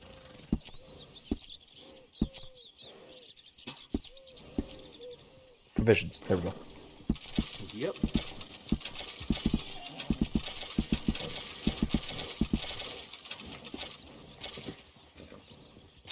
All right, full up. Cool. Fantastic. Yeah, so winning, you win by losing, as opposed to the pagans winning through might, or I guess in some cases providence. And even that's very, very, very rare. Yeah, so winning through weakness, right? Strength in weakness is what is, I think, unique to the Christian myth. So that is, I think, the largest thing that really stands out. And Gran Torino is, I think, a great example of this, but where the protagonist, Clint Eastwood's character, doesn't go and kill all the gangbangers at the end, right? Like you'd expect in a Clint Eastwood movie, or like you'd expect in any old Western, like, you know, this one. What he does is he goes and he basically entices the bad guys into publicly murdering him and incriminating themselves. And so by allowing himself to be killed, he exposes and defeats the villains, and ultimately wins and gets and achieves his goal of protecting his neighbor, the kid next door. So it is. I think that's a great example. So that's one of the things that is linked below already. So if you want to check that out, I highly recommend it. I've also linked Jonathan Peugeot's talk recently on this, and worth noting, I suspect, and I could be wrong about this, but based on some of the stuff he talked about and some of the stuff he says, I suspect he may have based some of this on that talk I gave. In part because I drew a lot of inspiration from some of his earlier talks, so but some of the examples I use and that he uses are parallel. So check that out. I kind of want to ask him about this. I probably will at some point. I'm friends with him on Facebook, so I might just message him and say, hey, did you you get any of this from my video? That'd be really neat. Excuse me. Choked on coffee. Coughed on coffee, even. But in any case, I think because he does focus on some of the MCU examples that I use, and Harry Potter and Star Wars, Harry Potter and especially Luke Skywalker and the original trilogy are also key examples of this. And, well, hell, what am I thinking? Obi-Wan Kenobi as well. WizKid, I don't know him personally. I'm friends with him on Facebook. Those are different things. I know him in the sense of we talk on Facebook sometimes, and I'm in groups with him and that sort of thing. But brilliant. I love his video, which is linked below. So is mine, my Thor Victorious video, and so is Bishop Barron's, linked below as well. I didn't get a chance to talk about this too much or really entertain too many questions about it, so I'd love to pick this discussion up next week, because it's, like I said, one of the most fascinating topics, culturally speaking, right about now. So, sort of in our current climate. So in any case, I think that is pretty much all the time we have for tonight. So I think we're going to call it there. So thank you all for joining me tonight. It's been a good time. We got, I think, like I said, one of the most cinematic parts of this incredibly cinematic game right at the beginning of the stream. So that was delightful. If you did happen to miss it, definitely go back and watch. It's one of my favorite parts of this game, the assault on Braithwaite Manor. So in any case, I will see everybody next week. Like I keep saying, video coming soon, eventually, once we get things all settled out. And we will be going back to Mass Effect 2 on Wednesday and Red Dead Redemption 2 on Thursday. So I hope to see everybody then. Have a good night.